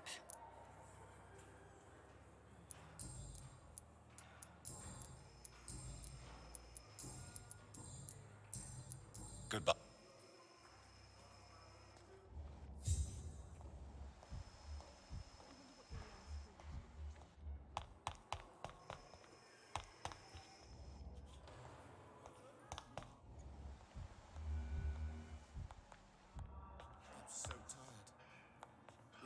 What can I do for you, Doctor? Thank you. What can I... Thank you.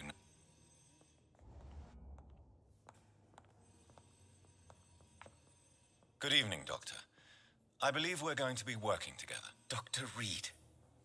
Dr. Swansea informed us of your arrival, but I could not dare to believe we'd have such good fortune. Such an honor, sir.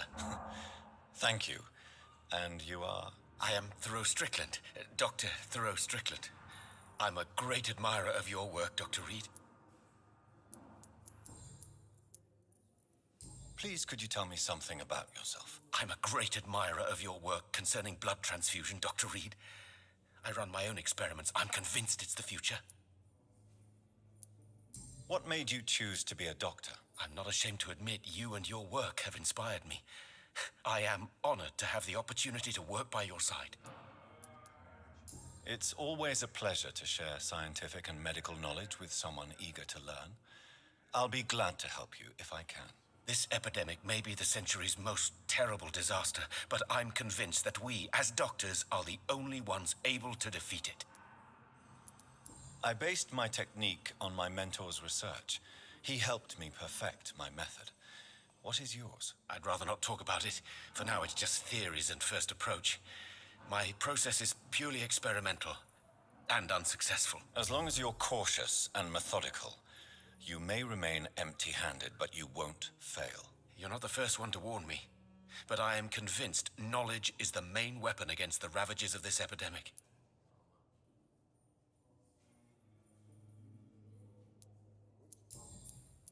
What can you tell me about the Pembroke? Well, it has always been an honor to work with Dr. Swansea. But with your arrival, I can't think of a better opportunity to learn about blood transfusion.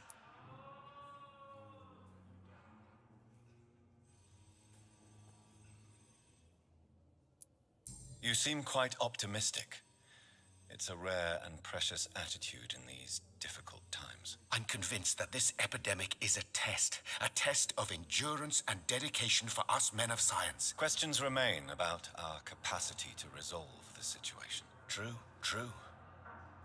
Last summer, during the first wave of the epidemic, I used to joke with Milton about the extra work. We're not smiling now. Do you need help with anything in particular? Well, yes, maybe. I'm waiting for a batch of products I ordered for my personal research, yet my supplier seems to have vanished. Do you want me to play the errand boy for you? Oh, no, Dr. Reed. But if you went personally to his shop, what with your reputation and all, he wouldn't dare to refuse the products I need. I see. Well, give me the address, for I may pass by if I have time.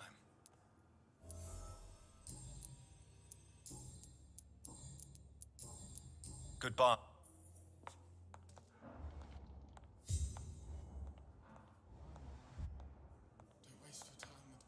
Good evening, sir.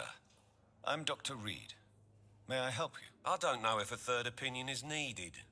Your colleagues are already arguing about my condition. I see. Would you mind telling me more about your situation? I'm Harvey Fiddick. All I want is to get me bloody arm fixed properly.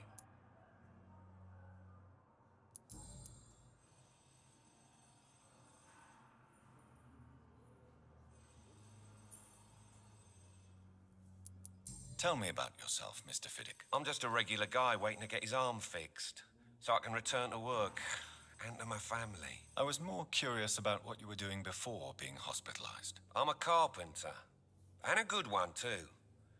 But that means I need both arms to feed my family, Dr. Reed.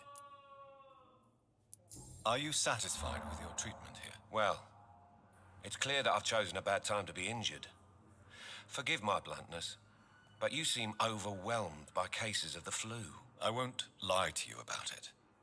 I'm afraid we are. Are you sure you don't want to operate yourself, Dr. Reed? I have the feeling you're very capable, and your colleagues seem to think so too. In other circumstances, you would be right.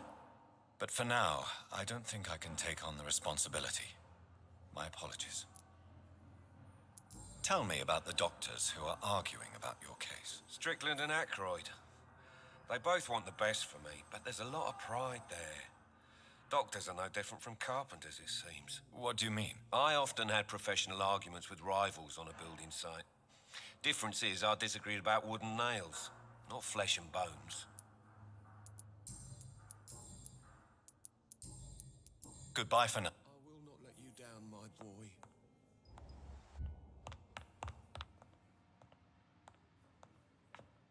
Good evening, madam. Can I help you? It's my son who needs you, sir. I'm Dr. Jonathan Reed. How can I help your son? I'm Beatrice Goswick, mother of Mortimer Goswick. Could you check on him, please, Dr. Reed? I've heard much of your talents as a physician. What can you tell me about yourself, Mrs. Goswick? Not much to say. Just take care of my Mortimer and I'll cover all the expenses. That's all that matters. Are you really that rich? Most of the patients here are of a more humble origin, if I may say so. Yes, thanks to my husband. May he rest in peace. I can cover any needed medical expenses. May I ask if you have an occupation, Mrs. Goswick? I'm a teacher by profession. I teach young women who are more ambitious about their futures than their families. What do you think of your reception here? Any complaints? I have had the uttermost reservations about this hospital since we arrived.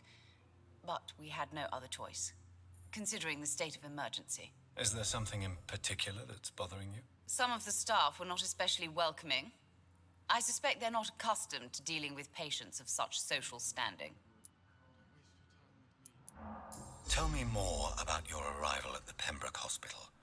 What gave you such a bad first impression? The ambulance driver was quite rude, for a start. And that nurse, Miss Hawkins, seems to have quite a dubious attitude. What do you mean? She managed to secure a bed for my son despite the epidemic. It was a relief, but it wasn't cheap. She charged you for a bed? Yes, and I paid without question, considering the urgency of the situation. I share your concern, Mrs. Goswick. Be sure that I'll talk to the people involved. I don't expect compensation, Dr. Reed. But I'm aware such behavior would not be tolerated in other hospitals.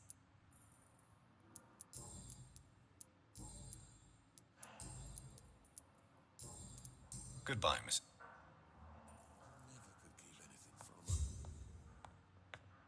Good evening. I'm Dr. Reed. Can I help at all? No. Really? Why are you here, then? I don't want to talk. My throat hurts too much. I suppose that this pain is the reason you're here. Is someone taking care of you? Yes. And no. Could you at least tell me your name, sir? Mortimer. Mortimer Goswick. How painful is your throat, Mr. Goswick? So painful I'd rather not talk at all, Doctor. I'm sure you realize a doctor and his patient have to communicate, sir. Would it help if I gave you some paper and a pen? Not really. I see. Then maybe it's not just your throat that hurts, Mr. Goswick. Perhaps your sore throat is just the consequence of something more hurtful. Yes, maybe. But I don't want to talk or even write about it now. How painful is your throat, Mr. Goswick? So painful I'd rather not talk at all, Doctor. I'll let you get... Good evening, sir. Doctor. Good evening. I'm okay. Tell me about yourself, Mr. Goswick. I don't want to talk, Doctor.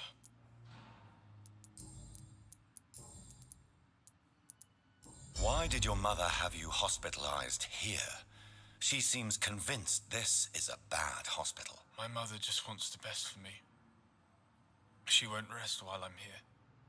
She'd go all the way to hell and back to help me. Pembroke Hospital may look unorthodox, but rest assured you're in good hands here. It's not me you have to convince, Dr. Reed. It's my mother. Is your mother bothering you? As your doctor, I can ask her to leave you alone if you would prefer. That's tempting, Doctor. But you have no idea what my mother is capable of. She would tie herself to my bed if you asked her to leave. How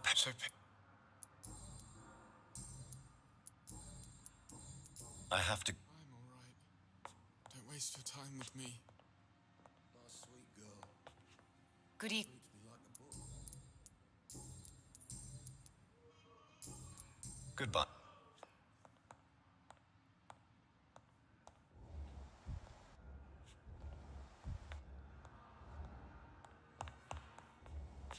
I will not let you down.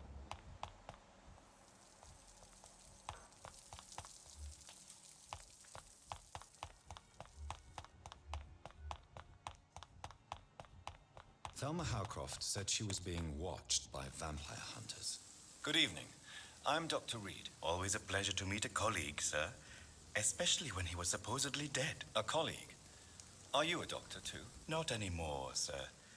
I used to be Dr. Rakesh Jadana. Now, I'm just Mr. Jadana, pawnbroker and humble guardian of this morgue. What do you mean, you used to be a doctor? Was your license revoked? No, sir. It is just that I like to be precise. I run a little pawn shop while taking care of the dead. But I used to be a real doctor. Are you afraid or uneasy being surrounded by so many corpses? Why should I? These bodies are empty vessels. Flesh left to decay. Poof. No soul anymore. all gone. An interesting point of view. And quite an exotic one, too. Most people fear, or at least have a respect, for dead flesh. Sir, as a medic during the war, I learned to face my death and the death of others. It's the pain we have to tame, not death itself. How did you get this job? After I left the army, I worked as an undertaker down by the docks. A dangerous place with many an unpleasant business there. Milton Hooks helped me get a job here.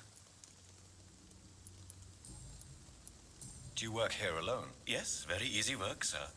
All I have to do is watch a few bodies. The situation was very different when the main morgue was still open.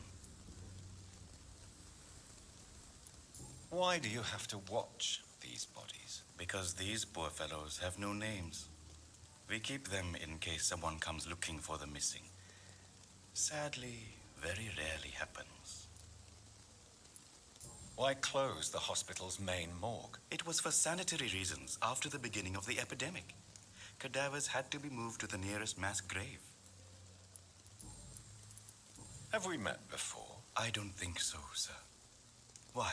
When we first talked, you said you were glad to meet me since I was reported dead. A funny story, sir. Your sister came here a few nights ago. You were missing, and she was looking for your body. She must be very relieved now. A pawnbroker? I expect you get all types of people here. Yes, sir. All kind of people. For I sell all kind of goods. Who comes here to trade with you? It's very unhygienic, even unsafe. Diseases can spread. For the customers, for the hospital. I'm very cautious, sir. I've been a doctor, remember? And all my clients are good people. In fact, I think I only know good people. What kind of goods? With the quarantine, it's not always easy to buy things. So I trade. I exchange. Some people sell, some others buy. I like to help. Since you're not afraid of dying, do you believe in life after death, Rakesh? No. I believe we must do all the good we can while alive. For our time is short, and the obstacles are endless. Do you think you would enjoy immortality as a concept? I don't think so. Don't mistake me. I love life, and I'd like to live a long life. But everything has to decay, sir. Even goodwill. Do you really believe goodwill cannot last? As I said, sir, everything decays. If I was to never die, goodness, I would be bored or worse. And I like to be helpful, sir. Quite depressing, wouldn't you say? Yes, but the good news is we'll all die before losing our humanity, sir. So you're ready to die? No, I am not. I don't fear death, for I won't see it. What troubles me is the pain my death will inflict to those I know. You're a wise man, Mr. Chidana. No, Dr. Reed. I am a foolish man. But I like to think otherwise.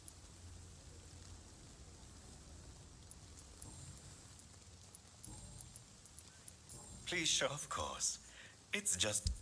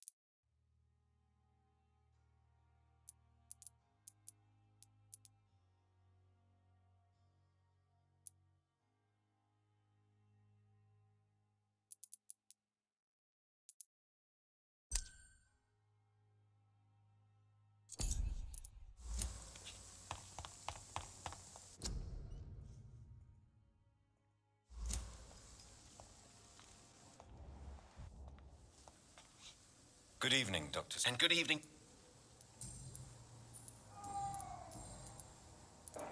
Tell me more about your willingness to experiment with new medical techniques. Harvey Fiddick is a patient suffering from a severe injury that could cripple him if not treated correctly. I'm convinced your blood transfusion technique could help him. What is it you really want? To save him, or to prove your point? Fair question. I want nothing but to save my patient, Dr. Reed. Especially since I know Mr. Fiddick's story. This personal involvement could also appear to be a lack of impartiality. You must know that a good surgeon must remain neutral. I agree. But that does not excuse Dr. Ackroyd's behavior. A man who did not even take time to converse with his patient. Do you think keeping his distance was a mistake? All I know is that I'm taking care of human beings with desires, hopes, and fears. Not some biological machine comprised of blood, bones, and flesh.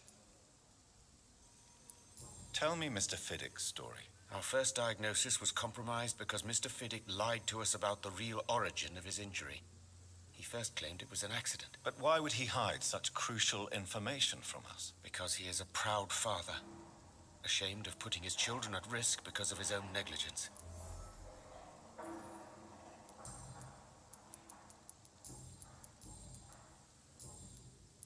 Goodbye.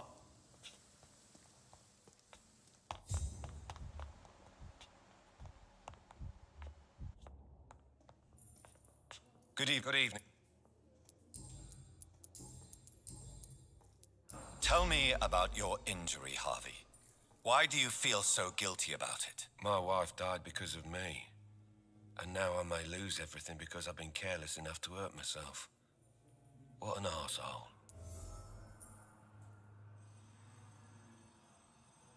How could your job be responsible for your wife's death? I was working a double. She went out to bring me a hot meal and got caught in a German bomb raid. You can't hold yourself responsible for your injury, Mr. Fiddick. Unless you tried to hurt yourself. Of course I didn't hurt myself. But I can't work until my arm is fixed.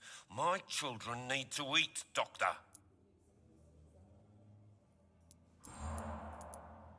Tell me more about the death of your wife, Harvey. 1915. I was in the army. Building workshops for the Royal Flying Corps. Helen was happy I wasn't sent to the front. What happened? The Germans sent Zeppelins to bomb the construction site, but they missed their target. My wife was bringing my dinner when the bombs fell. I'm sorry for your loss. So many died during the bombings. I served in France and witnessed the carnage there. I would like to say that she didn't suffer. Truth is, I have no idea. I just know that I'm all that me kids have. Poor little bleeders. How are your children after losing their mother? They were smaller then. The only good thing about this is my Helen didn't bring them with her that night.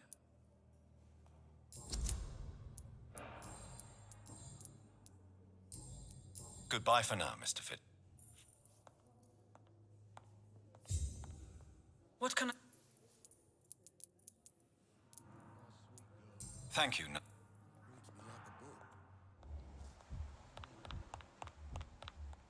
you at our side, Dr. Reed, I know that Pembroke will prevail and survive this epidemic. I cannot enter.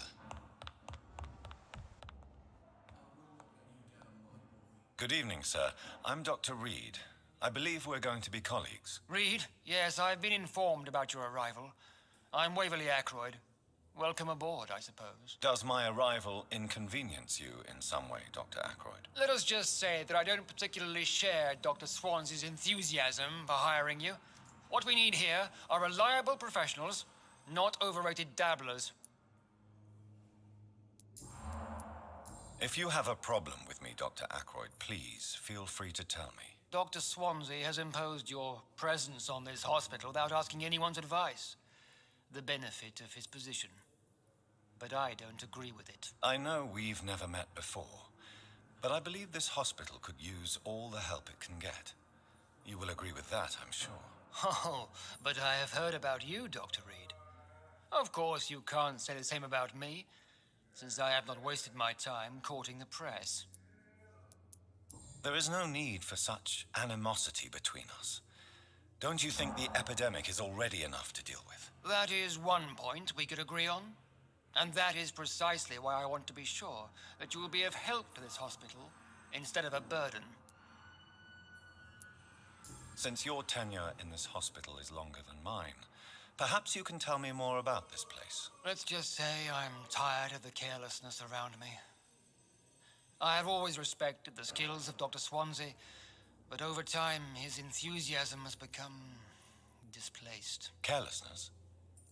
Exactly what are you talking about? We're here to save lives. The people who trust us are not volunteering for experimentation.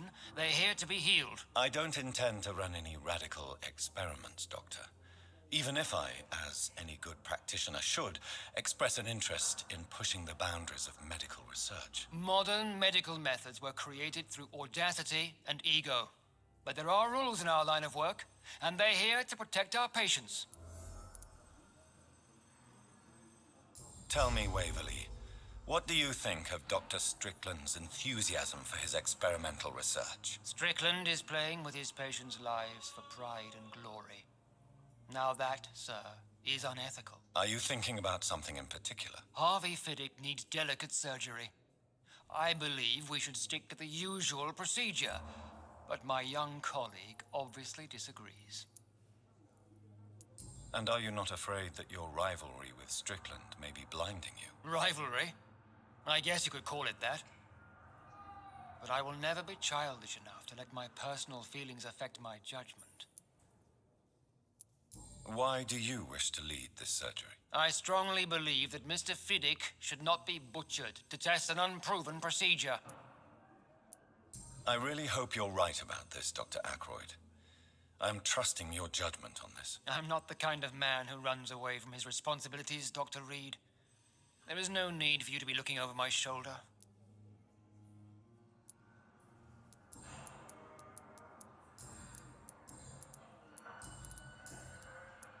I don't know what you've heard about me, but I have already proved my value as a practitioner. I don't question your skills, Dr. Reed, but your motive. Is it money, fame, or are you truly dedicated? And what exactly is that supposed to mean? I served in the war just like you. But unlike you, I did not use the wounded to play the modern sorcerer. Be careful what you insinuate, Dr. Ackroyd. I only want you to admit you used those men to improve your theories. This is ridiculous. My blood transfusion technique saved many lives, and you know it. You see? That is exactly what I hate about people like you. You avoid this kind of accusation instead of facing reality. It seems you have bad memories of your military service. I refuse to see this industrial slaughter as scientific progress. War only reveals the worst in men. We can at least agree on something, Dr. Ackroyd.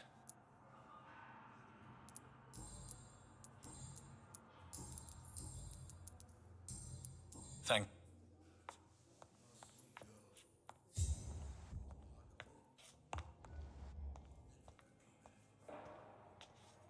Good evening. And good evening. What do you think of Dr. Ackroyd's aversion to modern medical methods? It's a shame he's so narrow-minded. Dr. Swansea taught me that science is about exploring uncharted territory. I'm convinced that's true. With the influenza and all that's going on, you should put your differences aside, don't you think? Why is it so difficult to work together?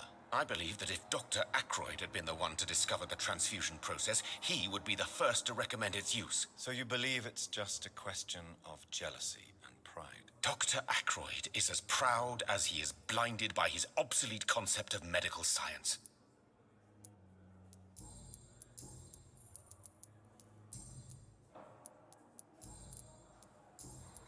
Goodbye.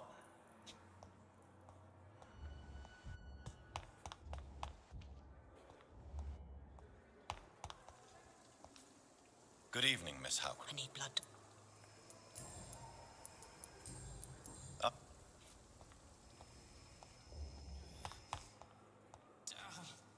Good evening, Nurse Hawkins. Good evening, Doctor.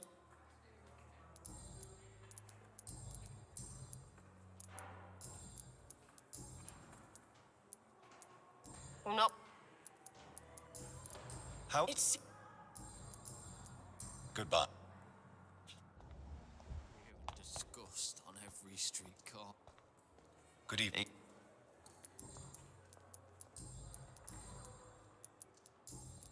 Goodbye. Fear and disgust on every street corner. The daily routine. Hello? Good.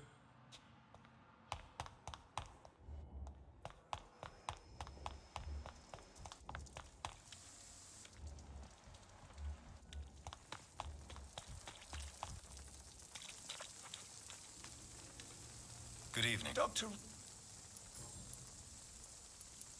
You're exhausting yourself, Corcoran. Maybe you should think about preserving your strength. No.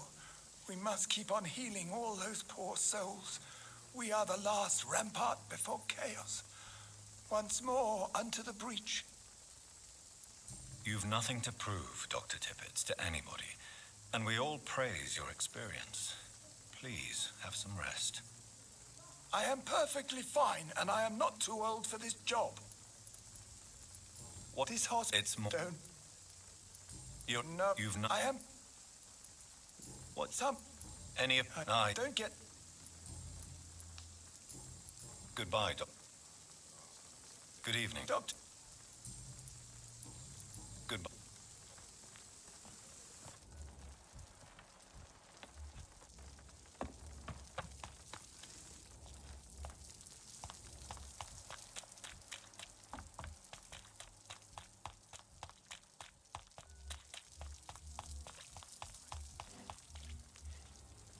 Good evening. Good evening. Why do you have such a mediocre reputation among your colleagues, Milton? Fuck them. Nobody knows the horrors I've seen since working here. This city was sick long before the epidemic, Dr. Reed. I know it's a difficult task, but correct me if I'm wrong. Is this not the job you are paid to do? I've seen babies left to die while their brothers were properly fed. Underage girls and boys sold to all manner of perverts. I'm sorry, I don't know what to say. Yeah, exactly. We lack words. So excuse me if I don't look on the bright side of life.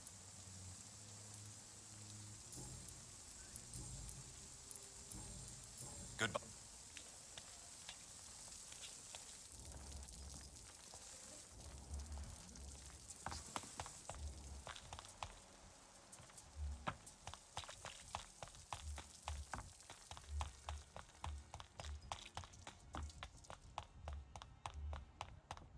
Fear and disgust on every street. Daily routine.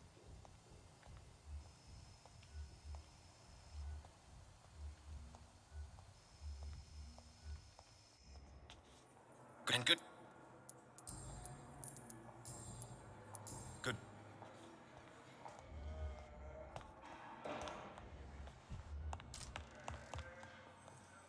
What? Thank you.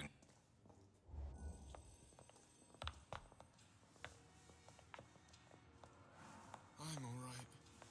Don't waste your time with me. Good evening.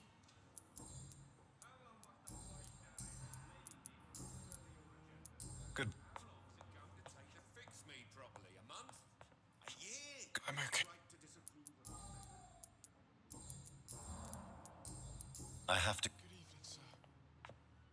Doctor.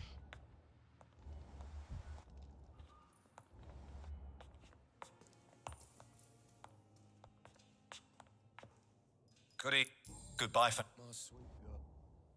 Good evening. Good evening. Goodbye. My sweet girl. Reads me like a book.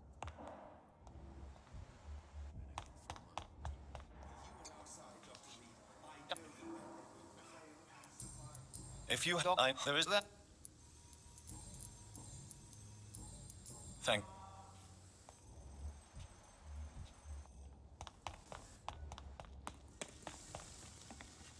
Good evening.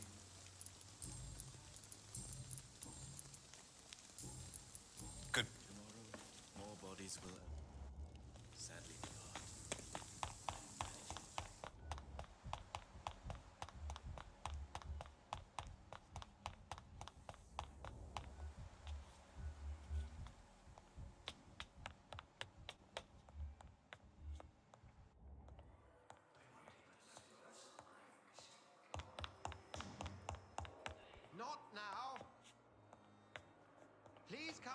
later.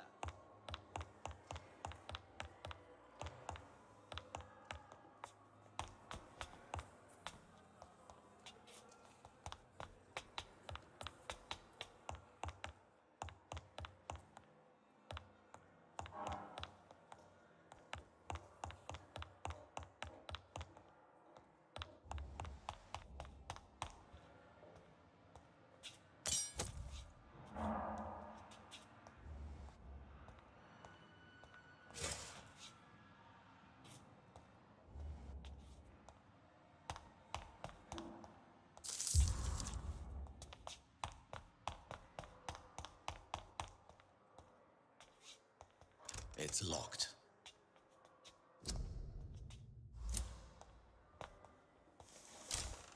This must be the place. It's definitely away from prying eyes. Relegated to the shadows. A kingdom of my own. At least I won't be sleeping in a coffin.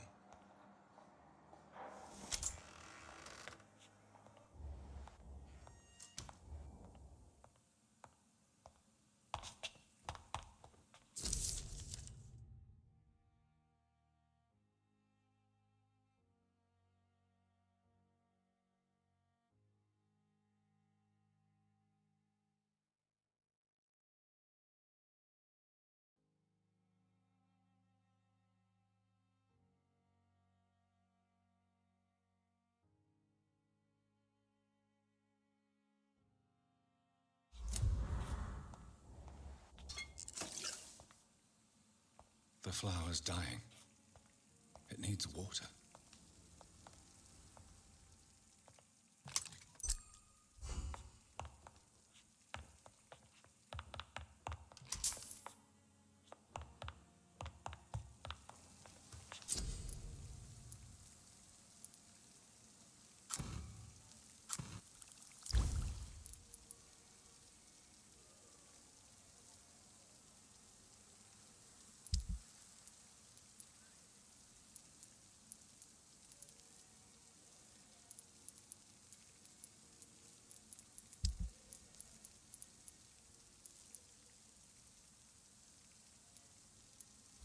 William Bishop's blood is much more unstable than human blood and shows extensive mutation.